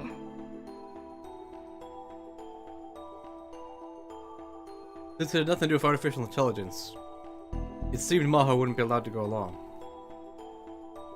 いいわ。どうしてもダメと言うならこっちにも考えがあるもの。どうする気？まさか上官の命令無視してでも正義を貫くとか？そして悪に捕まってしまうんですね。わかります。ねえねえマホタン、殺せって言ってみて。できればすごく悔しそうな顔で。は？父さん。Duza's hand went for her back pocket. させん。 Yatoru's shoulders slumped as he apologized. Lately, You'd be able to put a stop to Utaru's terrible jokes just by doing that. He wasn't sure if it was a good thing or a bad thing that she knew exactly how to handle him. まあとにかく近々そっちへ行くわ。わかった。日程が決まったら連絡を。それとヒヤジョーさん、出勤するならもう一度鏡を見てからにした方がいい。Just before the end of the call, Suzuha decided to warn her. んMaho stood up and walked towards the closet without turning off the camera. He vanished from view, but a moment later.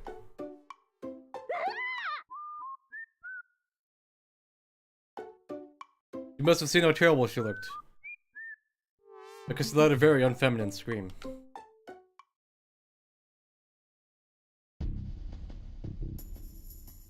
They relaxed for a moment before turning off the video chat. Suzuha thought back to the time before she'd become a time traveler.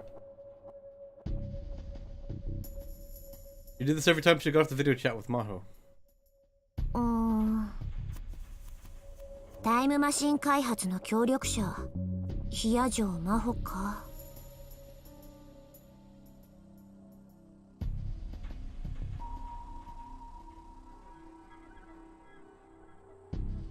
It was after Maho had gone back to America she'd volunteered to help Suzuha and Itaru with the time machine. That meant that when Itaru Hashida had completed the time machine 25 years from now, Maho Hyajo must have contributed in some way. But... あんまり未来のことを言うのはまずいんだけど、父さんの仲間にそんな名前の人いなかったんだよね。え、そうなん？ということはさ、どこかのタイミングで開発メンバーから抜けるってことなんじゃないかな。自分の意思なのか、それ以外の外的要因なのかはわからないけど、少なくとも開発の主要メンバーじゃなかったと思う。そうなのか。かなり頼もしい人だけどな。こんなことを言いたくはないけど、どこかのスパイという可能性もある。いくらなんでもマホタンに限ってそれはないよ。ごめん。でもそういう可能性もあるっていうことだけは頭に入れておいて。言ったでしょ、第3次世界大戦前の情報戦はもう始まってるんだ。どっちにしろマシンの秘密が無駄に漏れるのは困るよ。それだけは徹底するようちゃんと注意しておいてよね。で、この先のタイムマシン開発はどう進めていくつもり？やっぱオカリンの協力がないとな。結局そこなんだよね。オカリンおじさん、やっぱり無理なのかな。こうなったら力ずくで。前にそれしようとして失敗したのはどこの誰だっけ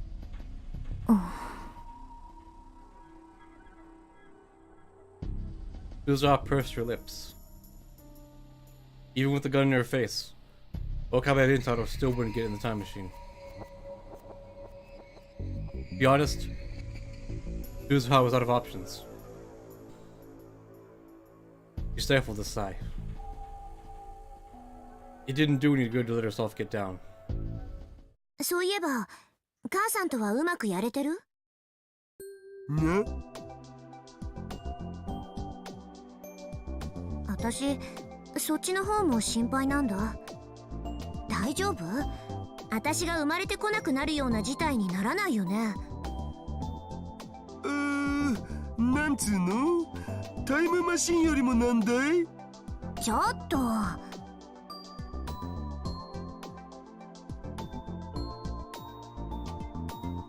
Suzuha stormed over to Utaru. 困るよ、父さん。パパ、頑張るからね。いっつも口ばっかり。結局例の映画のチケットも無駄にしちゃったんでしょ？ She meant the pair of movie tickets that Mayuri and Ferris had conspired to give them at the Christmas party. あれはさ、オカリンと吹雪氏が倒れちゃったじゃん。その後、お見舞いとかでバタバタしてるうちに映画が終わっちゃってたわけで、しょうがないっつうか。でもその後新しいチケットを用意しようとしたら断ったって聞いたけど。誰に？まゆ姉さんとルミ姉さんに決まってるじゃないか。そりゃあれだよ。マユシとフェイリスタに頼りきりなんて男らしくないっしょ。キリ。で自分で何か行動に移したわけ？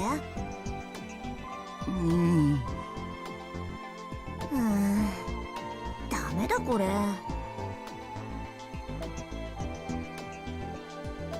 Maybe this was a more important problem than the time machine. Suzuha brought her hands up to her head. いい父さん。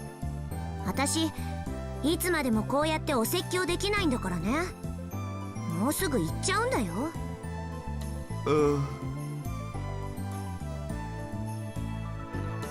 Suddenly, there was a sad look in Itaru's eyes. そういう顔しない。約束したはずだよ。もう迷うのはやめにしようって。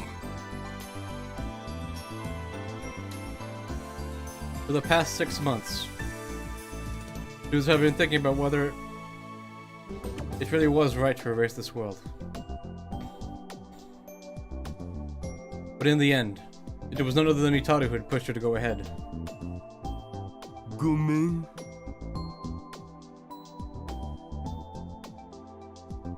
She couldn't bear to see her father so depressed, so she patted his broad back. しょぼくれてないで母さんにメールして。予定の空いてる日がないか聞いて。で空いてたら映画に誘う。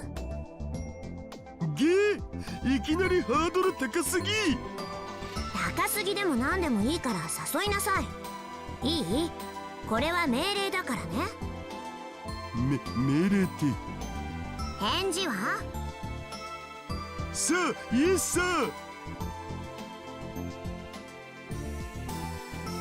Satisfied, she headed off to take a shower. でもその前にちょっとだけコンビニに行ってくる。Oh no, that scene is coming. 何しに？いや、実は夕食がまだっつうか、今夜も徹夜になりそうだし、遅くならないうちに買い出しようと。Still hunched over. He pointed towards the development room. He was pointing at the faint phone wave. Native subject to change Unit 2.0. Unit 02. That was put together, but still undergoing testing.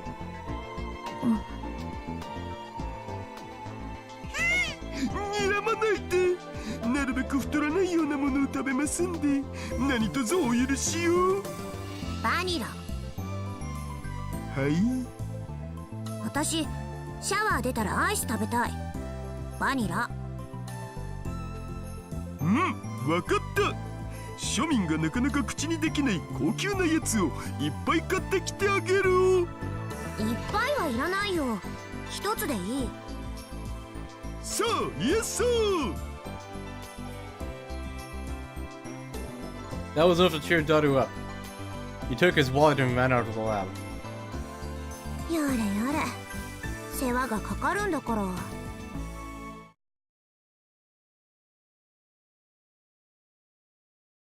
She had just about taken off her jacket so she could take that shower.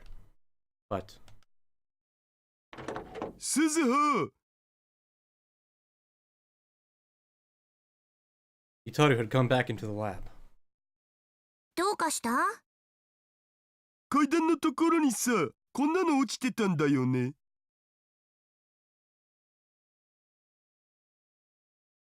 Itaru showed her a keychain he was holding. It was a round anime character, whose color had faded to a smoky green. It was an Upa. 誰のかわかる？まゆ姉さんじゃないの？ He leaned forward to take a closer look, and then felt like she was experiencing deja vu. このウーパー、どこかで。You'd seen it before? You couldn't really remember when.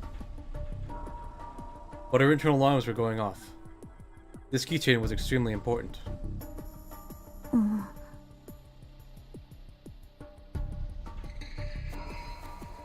Oopas were common enough that you could find them anywhere.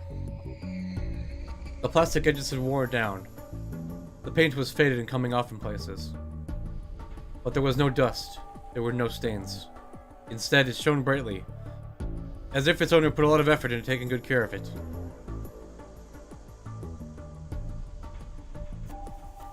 The chain was so old that part of it had snapped off. That was probably how it had gotten dropped. どこだっただろう。どこかで見た。マユシに見せてもらったとか？そうなのかな。She stared at the green Oopa in Itaro's hands.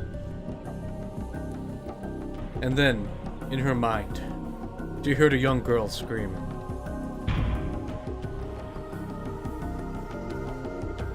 ママがずっと大切にしてきたウーパのキーホルダーだよ。かがりちゃんにあげる。大事にしてね。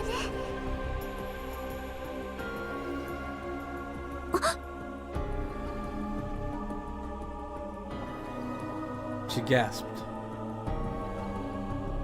A feeling of indescribable terror raced down her spine. まさかこれかがりのか。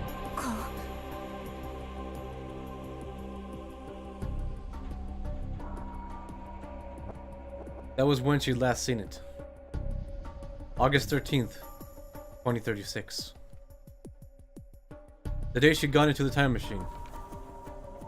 That's when she'd seen the Supa. It was older and more worn now.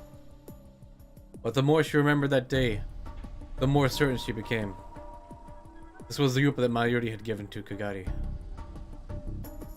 She'd seen Kagari holding it and crying to herself many times before.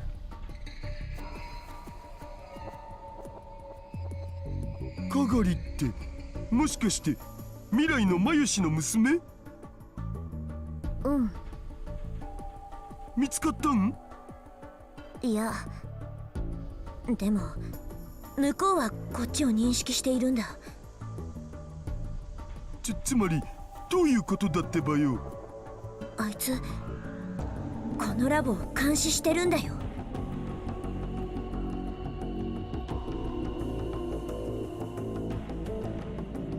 Satisfied, he headed off to take a shower. Ever since then, her careful efforts to defend the time machine had paid off. He hadn't seen a sign of Kagari, but she never thought she'd be watching the lab. いや、ちょっと考えれば当たり前のことだったんだ。あいつは私たちがシュタインズゲートに到達するのを阻止しようとしてる。この世界をなかったことにしたくないと思ってる。ということは私だけじゃなく父さんもマークされてる。え？僕？まあ父さんの命に危険はないとは思うんだ。世界線の摂理を信じるなら父さんは少なくとも2036年までは生きるはずだし、ただシュタインズゲート到達を阻止するために父さんの研究の邪魔はしてくるかもしれない。 A lot of bad things have been happening around Suzuha, Taro, and Okabe Rintaro. There was some possibility that the final target was Itaru. これからは用心のために私がいない時には必ずドアに鍵をかけておいて。分かった。オカリンおじさんや母さんやマユ姉さんたちが一緒にいても絶対に開けっぱなしはダメだよ。気休めかもしれないけどドアチェーンもかけた方がいい。でもさ、オカリンやマユシならともかく天音氏と二人きりの時にそんなことしたらなんか別の意味で怪しくね？天音氏に変な誤解されないかな？それは確かに。もしそれで嫌われでもしたら我が家のピンチだお。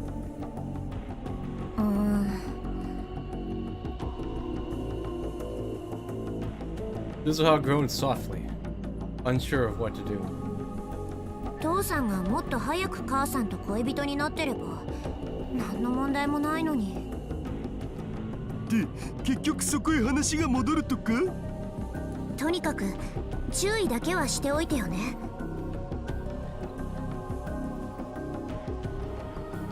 Suzuha decided to keep the green Oopa keychain. She softly ran her fingertips over it as she stared at it. なあ鈴葉、かがりたんって血はつながってないけどマユシの娘なんだよね。そうだよ。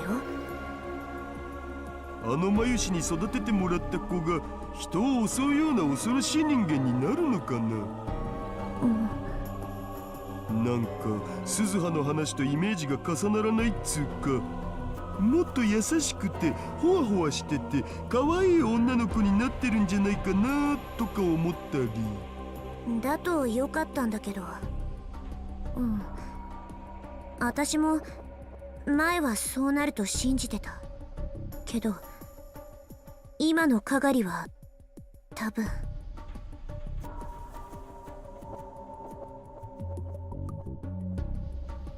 From what you'd seen at the radio building, you could tell. Pagodi had definitely received professional combat training. It wasn't just the simple self-defense techniques she'd learned from Suzuha that when she was a child. As she'd grown up, she'd been taught the cold techniques of a killer. There was no way to know where she'd been, or what she'd been doing. Ever since she'd gone missing in 1998.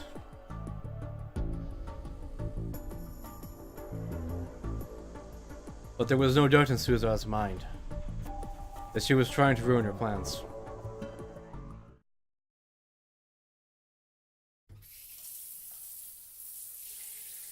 Suzuha sighed as she took her shower. Since it was summer, she set the water temperature low. It was barely any hotter than tap water. As long as the water was pouring down on her, she could feel like all the bad memories were being washed away. She slapped her cheeks with both hands and turned off the water. The small tiled room suddenly became quiet.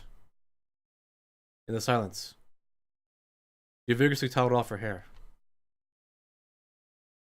This building was never intended for anyone to live in.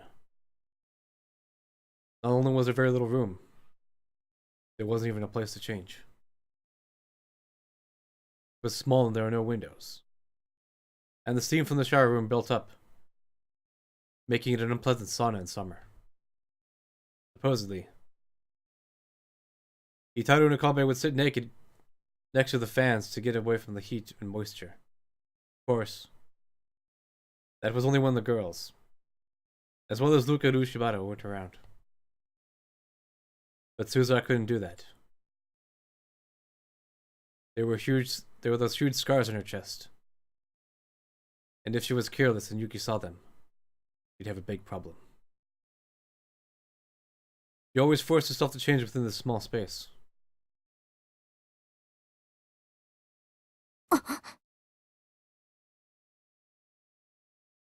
The second she left the shower room, she realized something was wrong.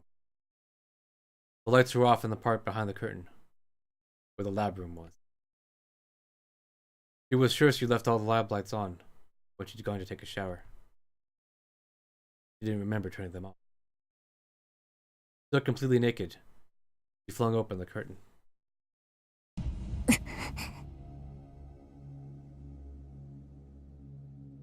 She dropped to the floor, ready to move. You could tell by the light from the shower room that there was no one else there. She didn't hear any breathing.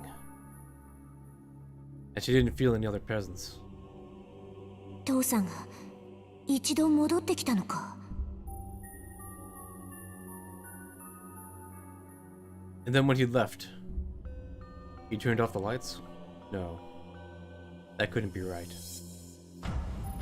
She looked around the room and saw that things had been moved in a way that was an amateur wouldn't be able to notice. He taught his computer desk, the sofa area, the bookshelves, even the mini kitchen. Someone had gone through them all. From the look of it, the same was probably true of the development room.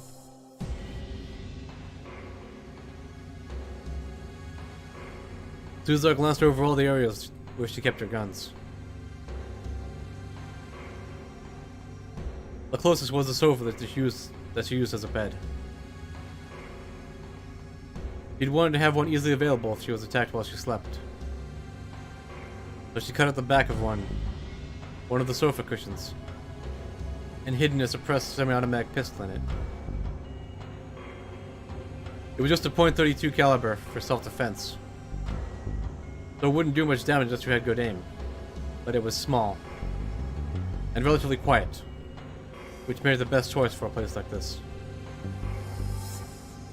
Suzuha tensed all of her muscles, coiling like a spring, and slowly moved towards the sofa without making a sound. As she did, she tried to notice any changes in the surrounding area. There was a small sound in the development room. It was a tiny, tiny creaking of the floor, which you'd usually pay no mind. But that was more than enough for Susan.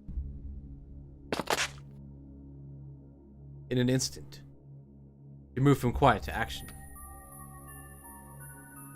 She cleared the distance to the sofa in a single movement, and quickly drew her gun. She held it ready and slipped into the shadow of the refrigerator. From this position, you could barely see into the development room.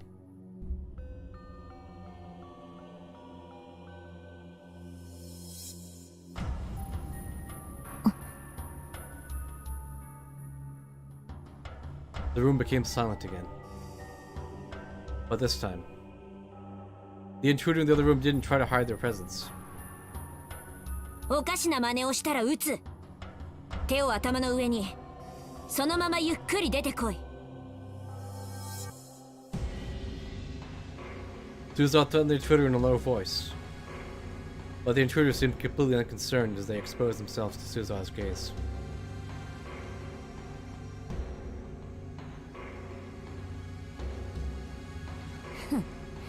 この暑いのによくそんな格好をしていられるな。ヘルメットだけでも取ったらどうだ。 The intruder was wearing a motorcycle suit, just like before. Even the helmet was the same. The leather suit clung to their skin, revealing a voluptuous and perfectly proportioned body. It was clearly a woman. あんたが探してるものだけどね。そこにはないよ。私の服のポケットだ。 Suzuha pointed toward the entrance to the shower room. The shirt she'd just taken off was lying there on the floor. The girl turned her head. The girl in the motorcycle helmet turned her head. But because the face mask was down, Suzuha couldn't read her expression. なあ、落としたらダメじゃないか。ママからもらった大切なものだろ、かがり。 The second she spoke, Gari was the first to move. She drew a deglossed military knife that she must have been hiding behind her back, and closed the gap between herself and Suzuha in an instant. Suzuha pointed the gun at her legs and pulled the trigger, carefully aiming away from her vitals. She heard the small pop of suppressed 32, and saw Kagari lose her balance and fall. Or, she thought she did, but it was a feint.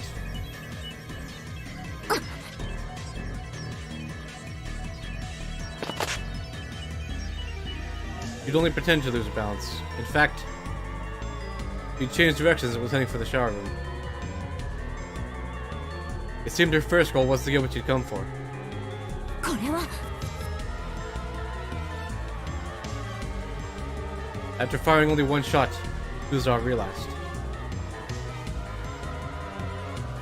Even a 32 should have more recoil than this.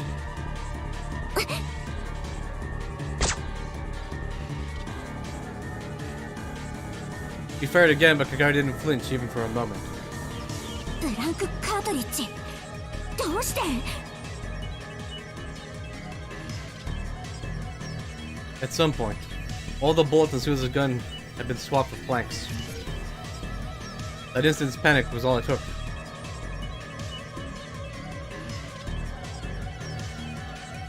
Kagari reached for the shirt on the floor in front of the shower room. この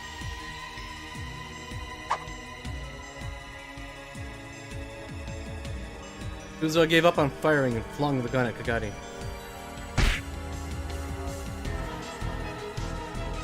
There was a dull thud as the barrel slammed into her neck.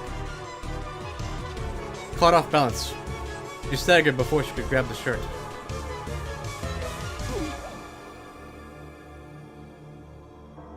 You could hear Kagari's voice for the first time from within the helmet.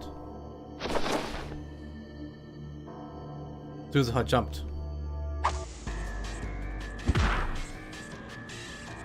He kicked the off-balance Kagari as hard as she could with her toned, muscled legs. This was no time to hold back.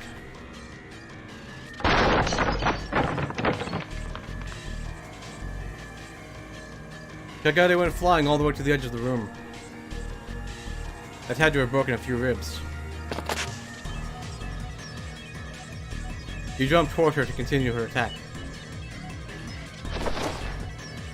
But with terrifying speed, Kagari leapt off the ground and charged at Suzuha.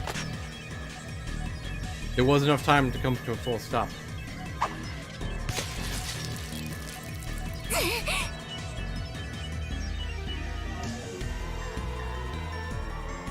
A sharp blade swept by, mere centimeters from her exposed abdomen.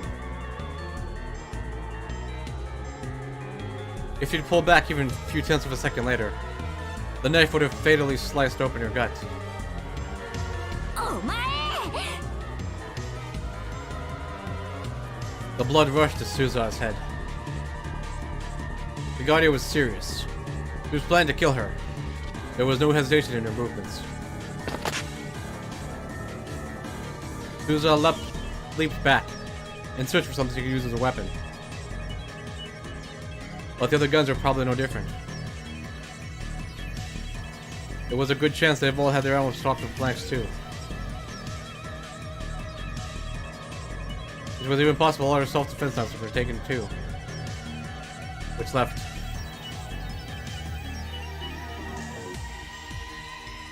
There were several knives carefully stored in the kitchen.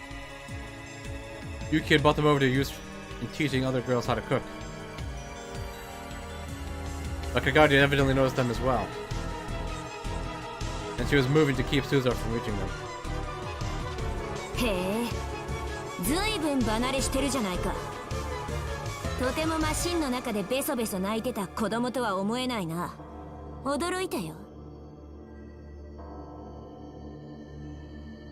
Suzuha kept her distance from Kagari as she slowly moved along the wall. Her competitive drive burned even brighter as she tried to come up with what to overcome her disadvantage. ほらカガリこれだろ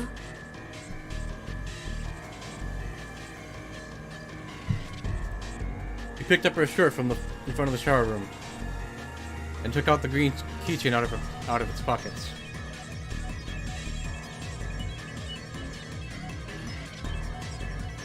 どうした取りに来なよ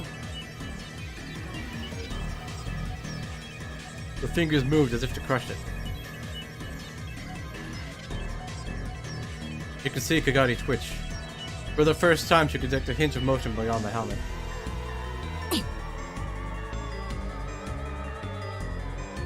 And in an instant, he threw it at Kagari's stomach. The keychain flew in a slow arc, like she was tossing it to a friend. If something they loved was thrown like that, even the fiercest warrior would instinctively reach out both hands to grab it. Kagari was no exception. She carefully held her mother's memento in both her empty left hand, and the right hand that still clutched the knife.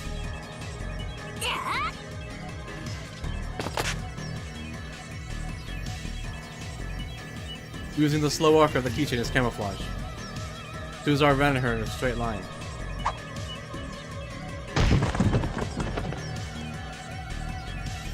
Her fist connected hard with Kagari's stomach.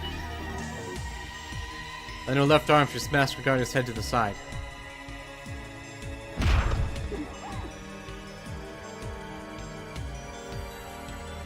Kagari's body fell to the ground, her right shoulder taking the brunt of the fall. Suzaki heard the sound of her joint dislocating. The knife slipped from her grasp. Suzaki got behind her and mounted her, twisting her right arm mercilessly. At the same time, she slipped on her own left arm. Her own left arm around Kagari's neck and squeezed hard.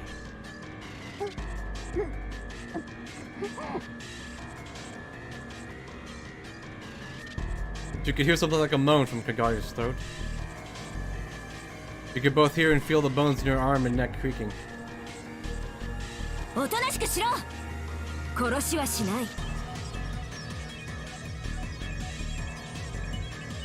But Kagari picked up the knife with her left hand, and once again tried to use it on Suzuha. Suzuha was forced to squeeze her arm and neck even harder.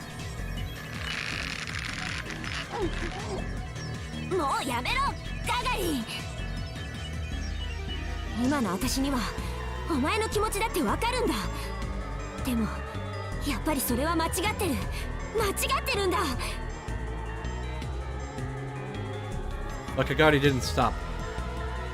If anything, he tried even harder to pull Suzuha away.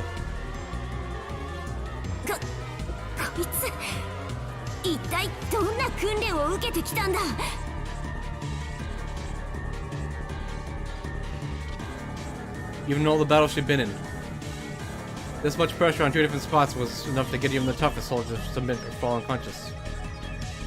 Terrified, Suzuha squeezed even harder.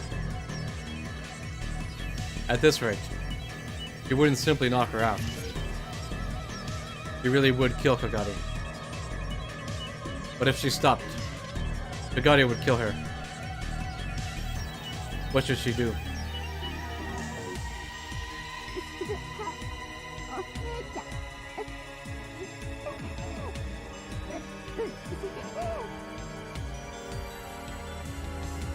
And then she heard a sad, weak voice from inside the helmet. It startled her, and she relaxed both her arms. But that was just what Kagari had hoped for. The knife came very close to cutting Suzuha's left arm. When she let go to dodge it, Kagari shook her off and kicked at her hips with both legs.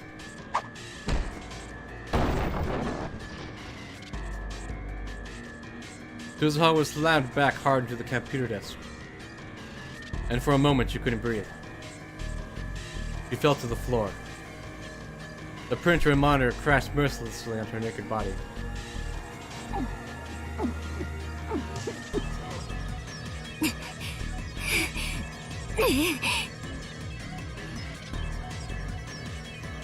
She forced herself to stand up, gasping hard as she did so. Kagari's bruising was heavy too. Her right arm was pointed in an impossible direction and hanging limp. She wouldn't be able to use it for a while, probably. But her left arm was still holding the knife.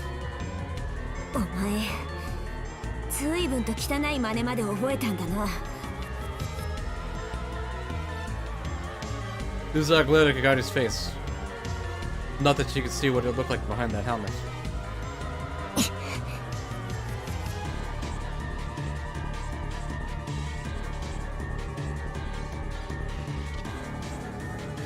The two of them fell silent as they tried to catch their breath. The tension in the air was so thick that it was difficult to move a muscle. Sweat rolled down her forehead and onto her eyes. But she still didn't blink as she waited for Kagari to make her next move. It was the sound of the front door opening that broke the stalemate. おい鈴葉、今すごい音しなかった？ Uzar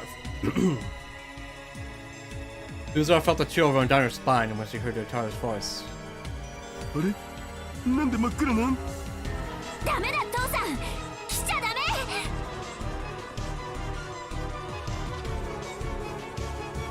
He yelled at the exact instant he turned on the lights.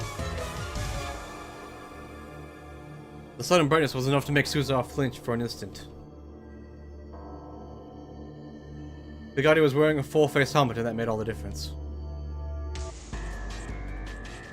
He left Poritaru just a moment before Suzuha.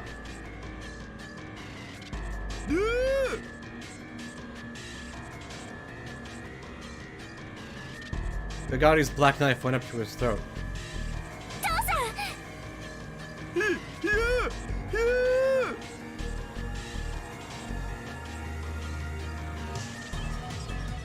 Bigatti spun around behind him, using Itaru's huge body as a shield.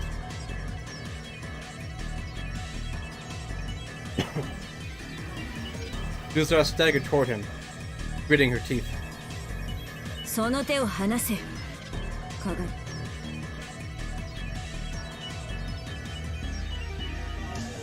父さん、傷一つでも負わせてみろ。たとえお前でも本当に殺す。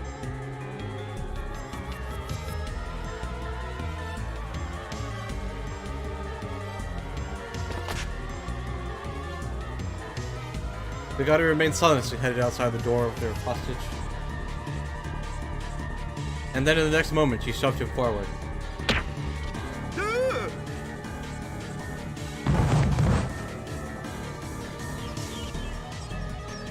Itaru lost his balance and fell towards Suzuha. Suzuha fell to the ground underneath his weight. Itaru just barely managed to support himself with his arms and legs to keep her from crushing her.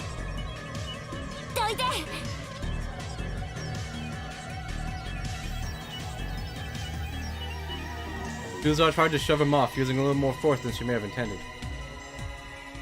But Itaru was so huge it would take a moment to get up.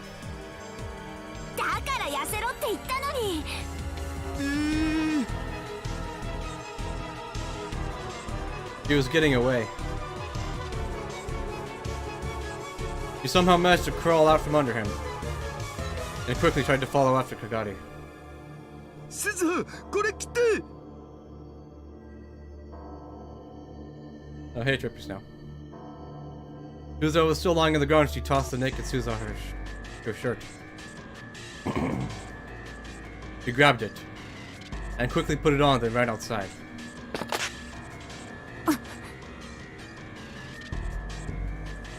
But when she looked around the street, the girl in the motorcycle leathers wasn't there. There was nowhere to know where she'd gone. 逃げられた。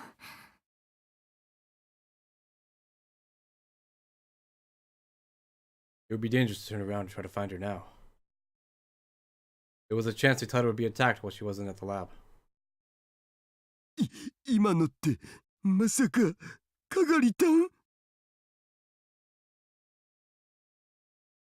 Itaru came outside as well. うん。多分間違いない。そっか。結局あの子とはこうなっちゃうんだな。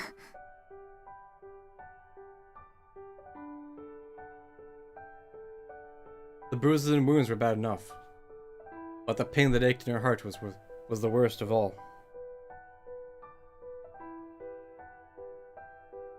私さ、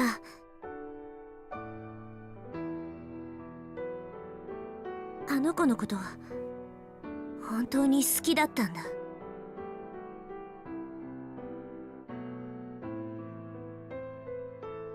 うん。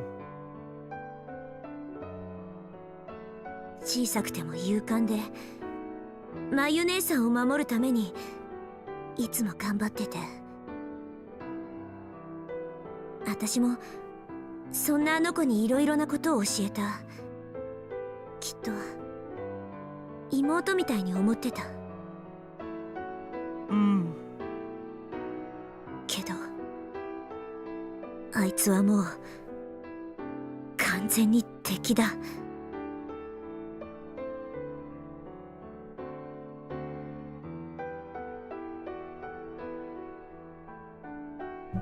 今の鈴葉、なんかエロゲーの地上キャラっぽい格好になってるよ。え？おSuzuha was caught completely off guard. True. Her t-shirt only came down to just below her hips, roughly the length of a miniskirt, and her breasts were almost completely bared. The shirt's hem was turned up, and she felt exposed. まあ僕は地上物も結構いける口なんで、乱れた裸 T シャツというのもありといえばありですが、むふー。You. またそうやってふざける。大怪我してたかもしれないのに。But Itaru shook his head. 僕さっきはナイフ見て騒いじゃったけど、でも怖がる必要なかったんじゃないかなって。あれがもし僕の聞き間違いじゃなかったら。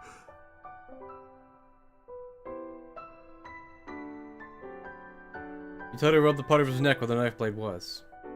ナイフを突きつけられてた時、ほんの少しだけど聞こえたんだよ。何が？彼女多分泣いてた。えCrying? Under that helmet? After that whole battle with Suzuha? While holding a knife to Itaru's neck? But why? だからさ、決めつけるのはまだ早いんじゃね？父さん。の？アイス買ってきてくれた？バニラ。ああ、もちろん。食べたいな。私ちょっと疲れちゃった。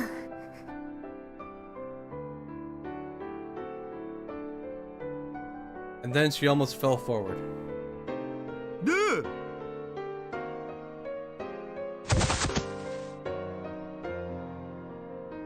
Itaru managed to catch her before she hit the ground. おい、鈴葉。ごめん、平気。でも少しだけ休ませて。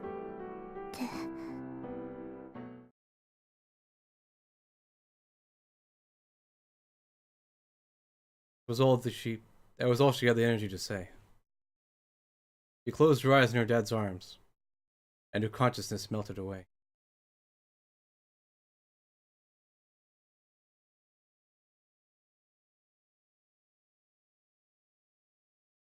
When July came, the sun shone down even harder on eastern Japan.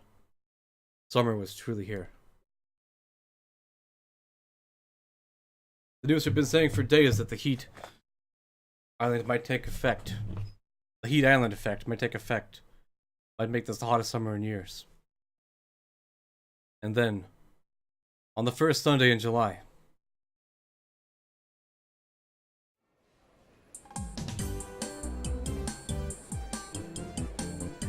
the arrivals lobby at the international airport terminal of Narita Airport was filled with foreigners and Japanese passengers returning home. すごい人だね。どんどん増えてるかも。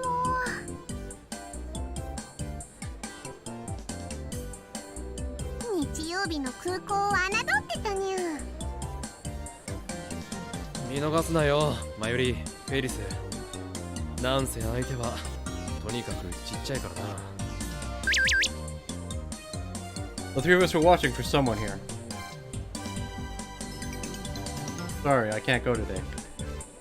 Fine, no problem. You got something to do, it's alright.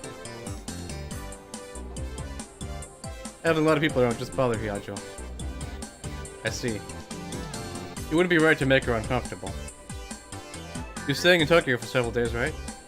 That's what you said. Then I'll see her some other time. Please do, I'm sure she'd love it.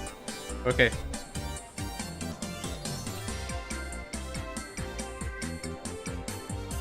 We'd been there almost an hour. オカリン、今の問題発言は彼女に見つけざるを得ないぞ。冗談だ。やめてくれ。で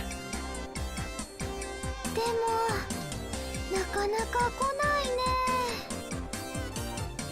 やっぱりサプライズでこっそり出迎えようとしたのが間違いだったのかにゃ。せめて何時の便で到着するのかぐらいは聞いておくべきだったな。We hadn't told her we were coming to greet her. And so all we knew was she was arriving on Vita on an afternoon flight. If I'd known we were going to wait so long, I would have tried to get the arrival time out of her. There was a stream of passengers flowing by us, but no sign of the person we were waiting for. Just as we were starting to wonder if we missed her because she was so small, she finally appeared. More precisely, I saw a giant traveling suitcase rolling all by itself away from the gate. From behind it, I heard a voice I recognized. まったくもう、パスポートの偽造なんかしてないわ。なんなのよ。毎回どの国へ行ってもいちいち調べられて時間がかかって仕方ないわ。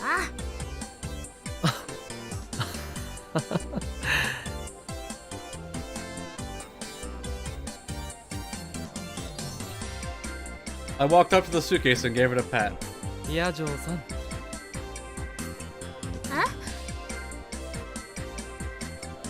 Mahu had been leaning forward and pushing the suitcase as hard as she could. Her mouth hung open when she saw me. 久しぶり。無事入国できてよかったな。あなたなんか随分やつれてるな。大丈夫か？大丈夫に決まって。ってそうじゃないわ。どうしてここに？今日の昼に来るって話してただろ。だから驚かせようと思って迎えに来たんだ。そうなの？それはどうも。For some reason, my voice had become really weird the moment she saw me. Was my being here really that much of a surprise?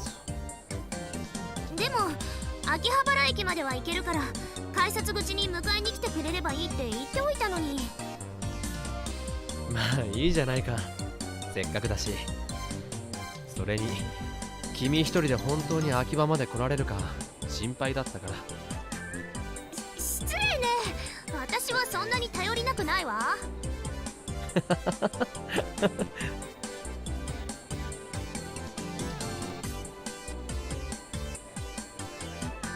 Mayuri and Ferris came up as well. 魔法さん。てってれー。てってれー。会いたかったにゃー。魔法にゃー。As Mayuri grabbed Maho's hand, Ferris walked up and gave her a big hug. まゆりさんもフェイリスさんもお久しぶり。二人もわざわざ迎えに来てくれたのね。ありがとう。ちなみにこんな場所で大声でマホニャンと呼ぶのはやめてくれないかしら。にゃんでかわいいのに。周りを見なさい。みんなが笑っているでしょ。恥ずかしいのよ。かにゃ。 Sirius really sticks out after all. Oh, we've been waiting here. All the foreigners have been pointing at her, yelling cat ears. Cat ears. Someone even asked for pictures. ヤジョさん、荷物俺が持とう。あ、いえいえ、ありがとう。でも結構急な来日だったよな。It was only a few days ago that I found out she was coming. 今回もレスキネン教授の手伝いなのか？ああ、その。 Maho was fidgeting and glancing up at me. 岡部さんはレスキネン教授とはよく連絡を取り合っているの？ああ、教授ずっとこっちで研究を続けてるだろ。時々食事に誘ってもらったりしてるんだ。そう。まずいわね。まずい？何が？ああ、いえ、こっちの話よ。 He really was acting weird. He wasn't like this when I saw her last winter. Was she tired from her trip? Or was seeing us here that much of a surprise? 今回は教授の手伝いではないの。沖縄の親類のところへ行く予定なのよ。でもせっかくだからその前に秋葉原にも寄ってみようかと思って。そうか、沖縄か。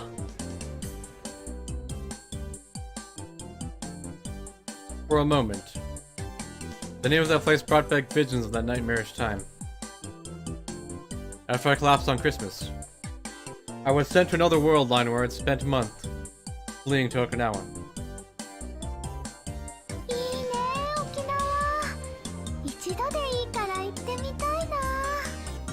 マユシーの学校は修学旅行は沖縄じゃないのにゃ。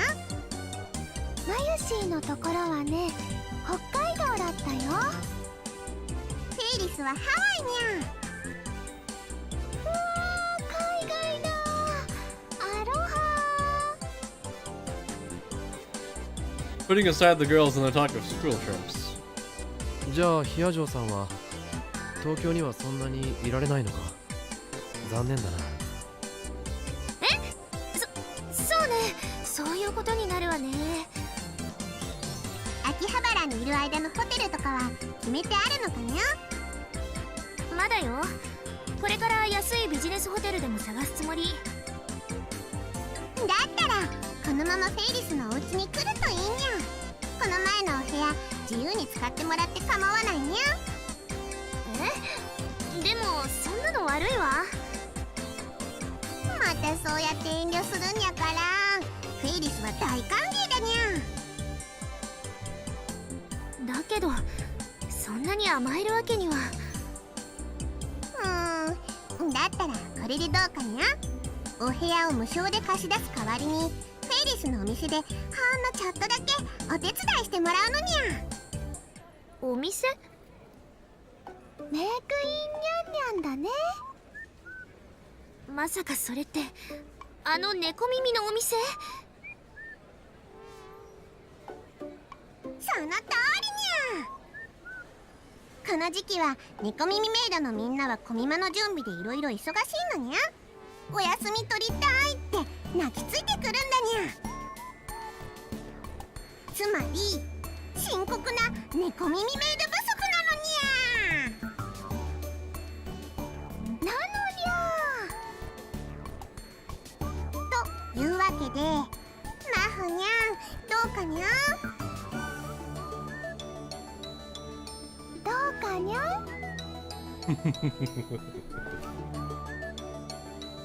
お断りします。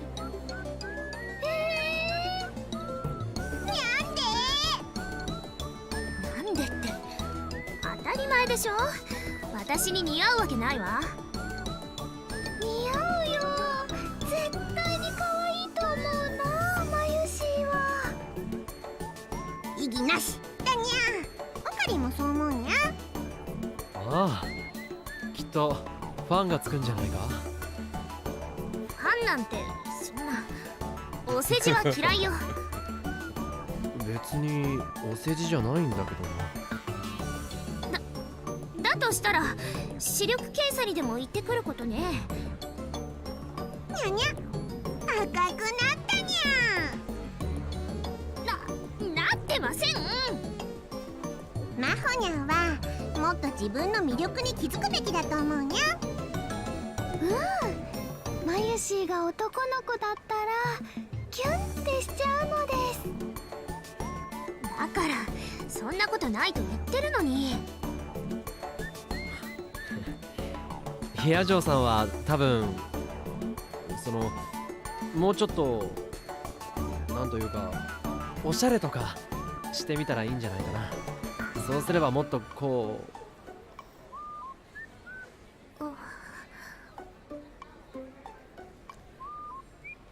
I was trying my best to sound encouraging, but just ended up sounding like a real jerk. Of course, he was annoyed. 私は今のままで十分よ。研究が第一なんだから。でもそれじゃあ好きな人とかできたらどうするのにゃ。相手に気持ちを伝えられなくて困っちゃうにゃ。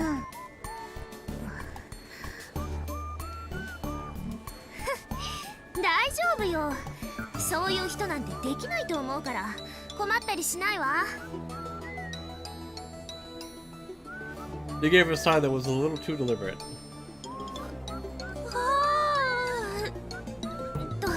ごめんなさい。時差ボケと飛行機の疲れでちょっと。わ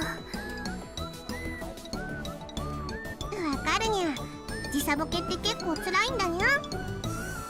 リムジンを用意してあるからマフニャンは眠っていくといいにゃ。リムジンChris had rented a white limo to pick up Maho. Sheesh. He really did go overboard.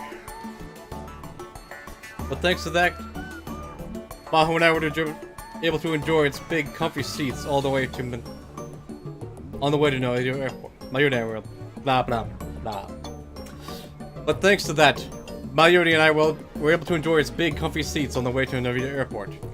なんならフェイリスが膝枕してあげるにゃ。それともマユシーの膝がいいかな。マユシーはオッケーだよ。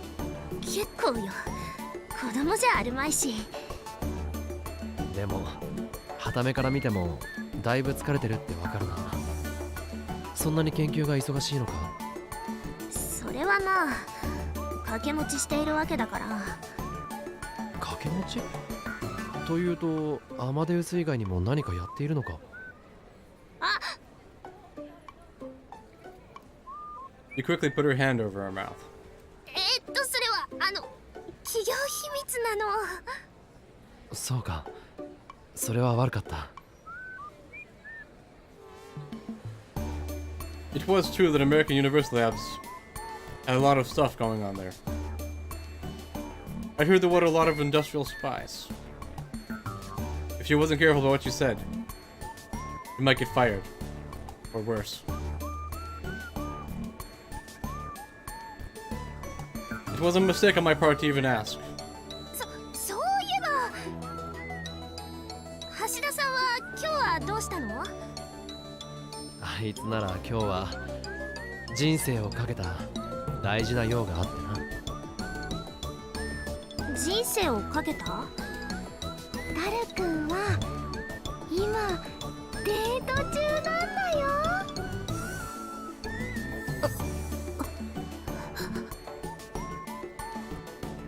Maho's shock was almost comical. 私本当に疲れているのでひどい幻聴を聞いたわ。いや、そう思うのも無理ないが。本当にデートなのです。信じられない。嘘でしょ。あの変態が。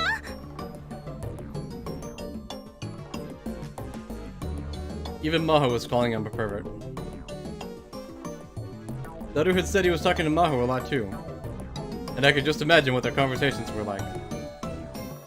But actually, If Daughter didn't do his best today, he should ruin the world's entire chain of causality. In that sense, Daughter's day today was an event with universe-spanning implications.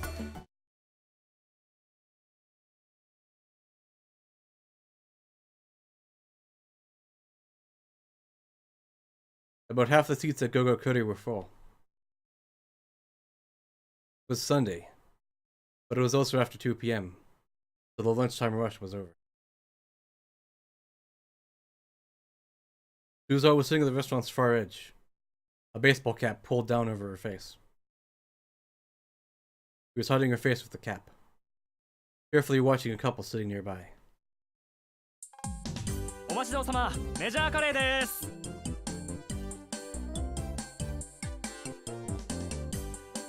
A cheerful employee put down 2 giant silver plates, or trays, more accurately, in front of them. Suzuha could see the other customers looking at them and whispering. The couple really stood out after all. The man was a giant who looked like he ate major curry all the time. But the woman was slim, pretty, and looked very kind. The combination of huge man and slim woman was as unbalanced as the combination of pretty girl and Major Curry. Major Curry was big. It was huge. Suzuha knew from experience. The massive silver trays were loaded with rice and curry, and topped with 2 fried cutlets, fried shrimp, sausage, a boiled egg, and a mountain of cabbage. There was 2 or 3 times as much curry as you'd find on a normal dish. And the toppings were just as big. Even a growing young boy would find it hard to eat them all.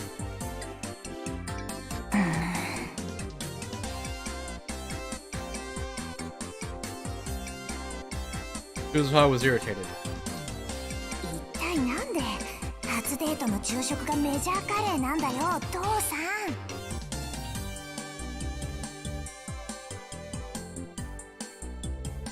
The Beauty and the Beast.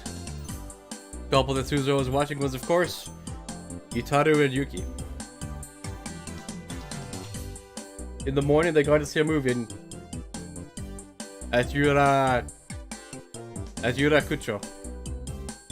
Then they come to Akihabara and gone straight to Gogo Curry. Suzuha had followed them the whole time. That's why she couldn't believe Itaru's choice of date spots. 私はゴーゴーカレーでも全く問題ないけど、というかむしろ好きな方だけど、せっかくの初デートなんだからもうちょっと他に選択肢もあるだろう。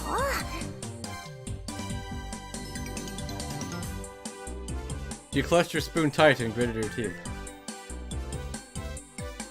Suzuha knew next to nothing about Japanese youth culture in 2011, but she knew it was a bad idea. Who knew what was going through Kagaji's mind? Or so Suzuha thought. But... うわー、写真よりもすごいですね。 surprisingly, Yuki was ignoring the people around her, and innocently enjoying the huge curry.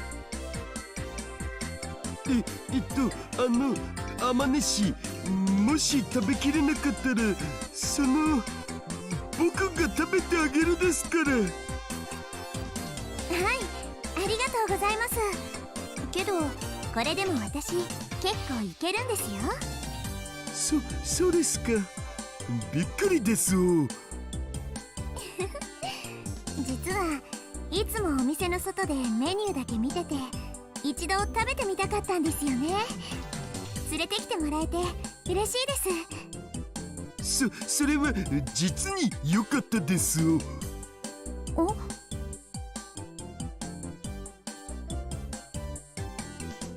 Suzuha had evidently worried over nothing, but she still realized that Itaru was acting strangely.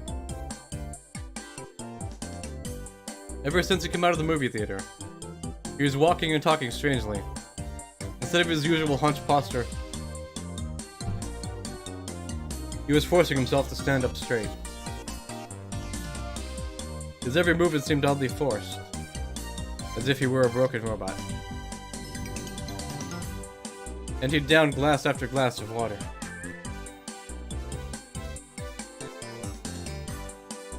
Ah, ごめんなさい。私にもお水のおかわりを。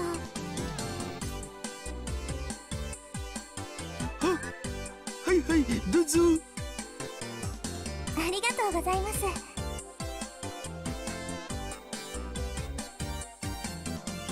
Yutaro poured water into Yuki's cup. Suzuha had a bad feeling. And she was right. Yutaro was moving awkwardly, so awkwardly that he almost spilled the water on her hand. 大丈夫ですか？ええ、ちょっと手が濡れただけですから。それより早く食べましょう。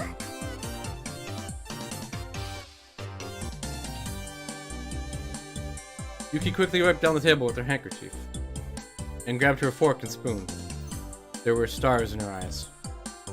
それじゃあ、いただきます。いただきます。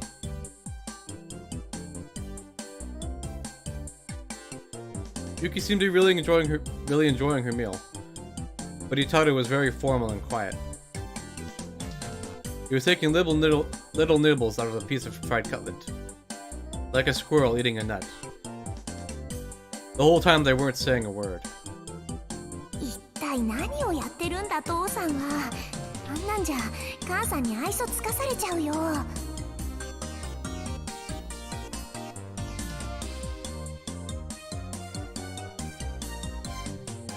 She decided to send him a message on Ryan telling him to get his act together. And she'd just taken out her phone when... はい、メジャーカレールーマシー、お待たせしました。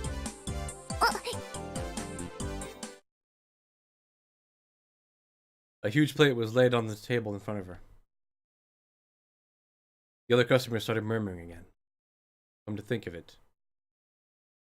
When she followed them into the store, she'd ordered her usual. Major curve of extra roux. They had forgotten about it. Now everybody was going to focus on her. In a small shop like this, it was suicide. あら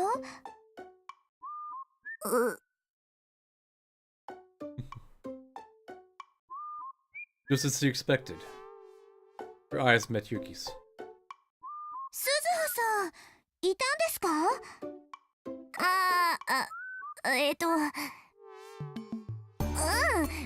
偶然だね、ゆきさん、兄さん。声かけてくれればよかったのに。いや、気がつかなかったんだよ、全然。She realized she should probably leave, but she couldn't go without at least taking a bite out of the major curry in front of her. Her experiences in the war had left her completely unable to waste food.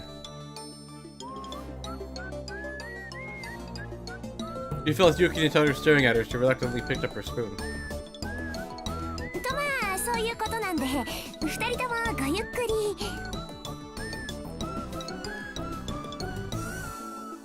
Her only choice was to finish her extra large curry as soon as possible. She couldn't let herself be in the way. But instead, Yuki came over and picked up Suzuha's plate. すみません、店員さん。お友達なんですけど、席を移ってもいいでしょうか。はい、どうぞ。OK ですって。一緒に食べましょうよ。ちょっと、なんで？なんでって、ほら、鈴葉さんもメジャーカレーじゃないですか。これはぜひ勝負せねばと思って。はあ？審判は橋田さんにやってもらいましょう。And before Suzuha could respond, Yuki had moved her plate over to their table.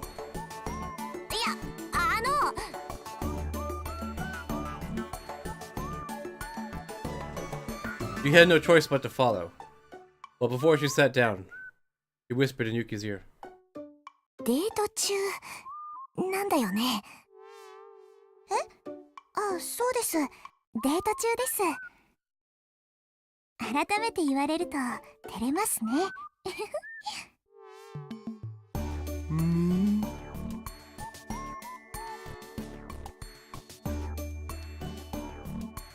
Itoto didn't react at all. Even though she was sure he'd overheard that. 私デートとかしたことないから詳しくないんだけどさ。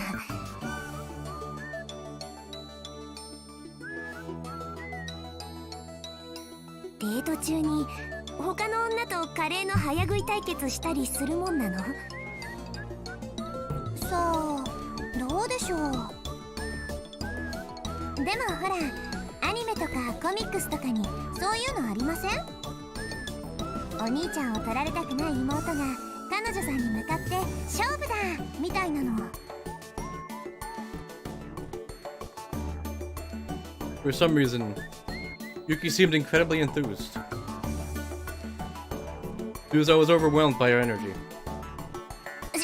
知らないってば。そういうものなの？兄さん。But even when she turned to Itoto for help, he just awkwardly sat there, eating his curry like a robot.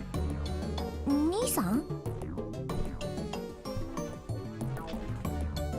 He awkwardly turned his head to face her. The rest of him stayed completely still. なんか言った。どうしたのさ？なんかおかしいよ。どうもしてないおかしくないお。Suzo glanced back at Yuki.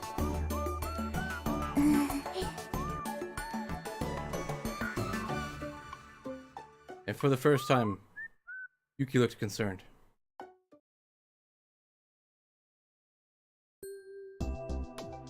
In the end, Yuki and Suzo did have their curry eating contest. And surprisingly, both of them completely finished their meals. Suzo won by a very small margin, while the battle was exciting enough that not only the customers, but the staff as well were applauding at the end. But the whole time, Itoto kept eating by himself. Since this wasn't even a conversation, let alone a date, she sent Itoto home alone. Part of her wanted to demand Itoto let himself right now, but she decided to talk to Yuki instead. She tried her best to avoid Yuki so far, in order to keep her identity a secret, but it was July now. She would be gone from the sphere very soon. This might be her last chance to talk to Yuki at all.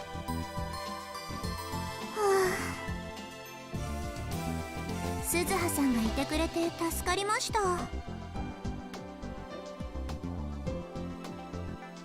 Yuki sighed a little after Itoto left. 私、もしかしたら気に障るようなことをしちゃったのかもしれません。橋田さん、私といてもあんまり楽しくないみたいだったから、単に緊張してただけじゃないかな。でも映画を見る前は楽しそうにお話ししてくれてたんですよ。それが映画の後はすっかりよそよそしくなってしまって、私何か間違っちゃったのかな。カレー屋さんに連れて行ってもらったのも私のリクエストだったんですけど、ずっとあの調子だったからさすがにちょっと困ってしまって、それで偶然お店にいた鈴葉さんに助けを求めたというわけです。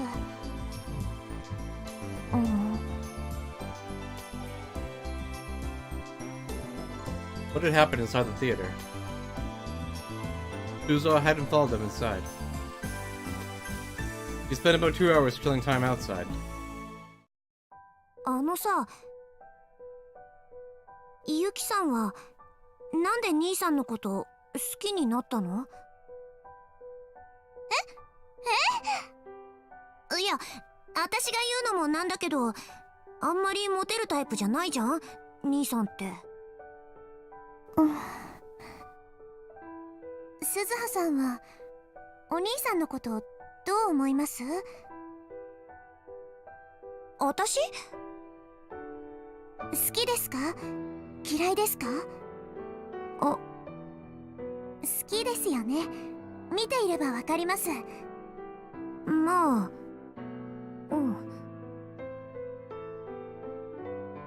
There were parts of him that she didn't like, but of course, she loved her dad. って私のことは別にどうでもいいじゃないか。それでユキさんは？私はまだ好きかどうかもよくわからないです。そっか。Not only had Taira not told Yuki he liked her, this was still their first date, and they hadn't spoken that much before either. He hadn't even reached the point where she saw him as a member of the opposite sex. For almost a year, Suzuha stayed with him, and she, Mayuri, and Ferris had done everything that they could to get the two of them together. But there hadn't been any real progress. Suzuha felt uneasy when she thought about the future. Maybe her dad wouldn't be her dad anymore. Maybe her mom wouldn't be her mom anymore. Dad and mom wouldn't be together. And she imagined that future. そんなの嫌だ。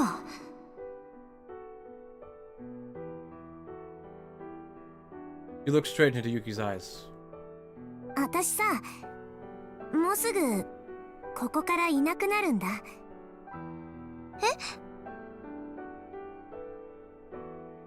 ちょっと遠いところに引っ越すんだよね。そうなんですか？多分戻ってこないと思う。心配なんだ、父さん、兄さんのこと。だからさ、ユキさん、こんなこと私が頼むのもおかしな話なんだけど。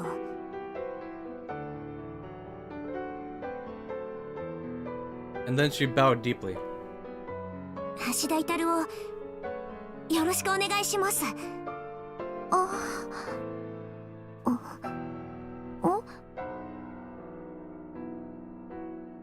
There was no answer from Yuki. Suzuha looked up, afraid, and tried to gauge the expression on her face.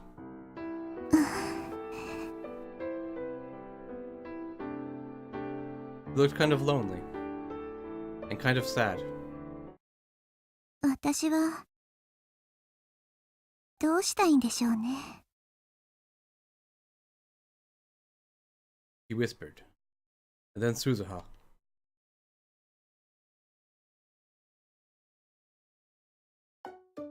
もうどうするんだよ。これじゃ破局の危機だよ。まだ始まってもいないけど。As soon as she got back to the lab, she yelled at her useless father. おー、鈴葉、ごめんな。橋だけはもうダメなんだお。しょぼくれてるんじゃない。シャレじゃ済まないんだ。とりあえず今日はなんであんな態度を取ったのかしっかり説明して。今朝出かけるときはあんなに楽しそうだったじゃないか。母さんだって映画の途中までは普通だったって言ってたし。一体何があったの？いや、それがさ、聞いてくれよ。映画の座席って狭いじゃん。だから僕、天音氏の邪魔にならないようにと思ってできるだけ椅子の端っこに寄って座ってたんだよね。そしたら椅子がペキっていって壊れそうになって、で慌てて体を支えようとして肘掛けを掴んだんだけど、それが肘掛けじゃなくて天音氏のその手だったんだお。なこと母さん一言も言ってなかったけど。嘘じゃないよ。あの柔らかい感触は肘掛けのはずがない。女の子の手に決まってる。そう。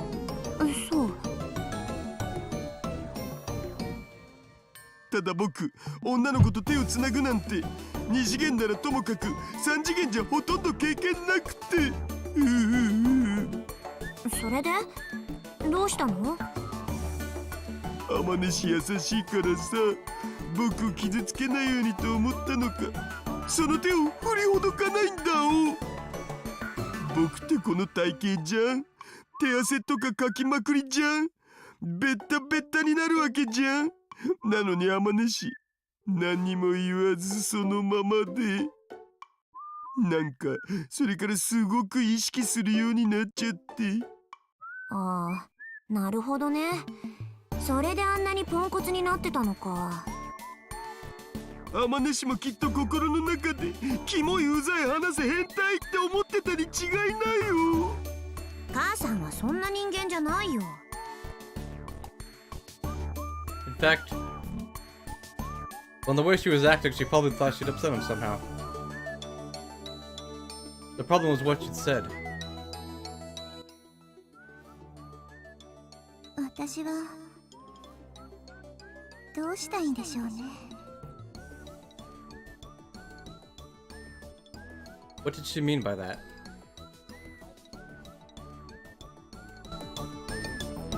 母さんがわからない。鈴葉、こうなったら母さんのことは諦めて僕と二人で仲良く生きていこう。言ってることがめちゃくちゃだよ。そもそも私はどうやって生まれてくればいいんだ。でも無理だって。父さんが頑張らないでどうするの？このピンチをチャンスに変えるんだよ。You grabbed your father by the collar and shook him. 出ないと。You remembered how Yuki looked sad. How sad Yuki looked when they said goodbye. 出ないと取り返しがつかないことになるよ。ですよね。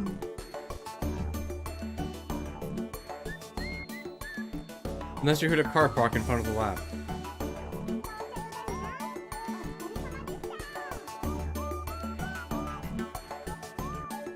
You recognized the voice coming from below the open window. お、フェイリスタンの声じゃね？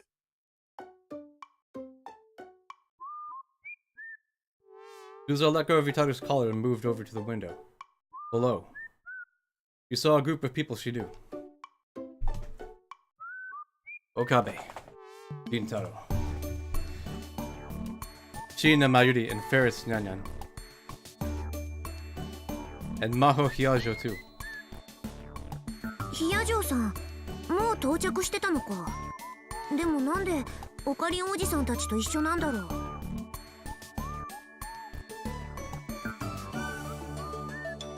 And then she gave a start and turned back towards the room.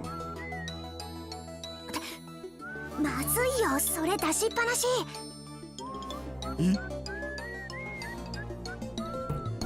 Yuzo pointed toward the desk in the vent room, where the phone wave, name subject to change, Unit 02 was sitting.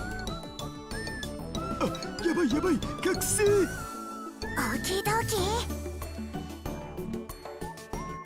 If nothing else, this meant that Maho Hyajo was coming to the future gadget lab. Suzo hoped this meant the work of the phone wave would get back on track.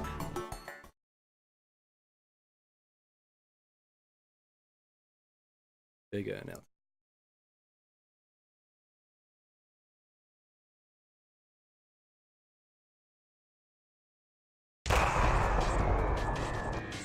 Ow.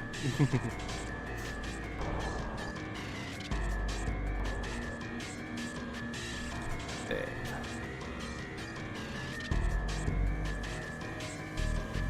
Ugh.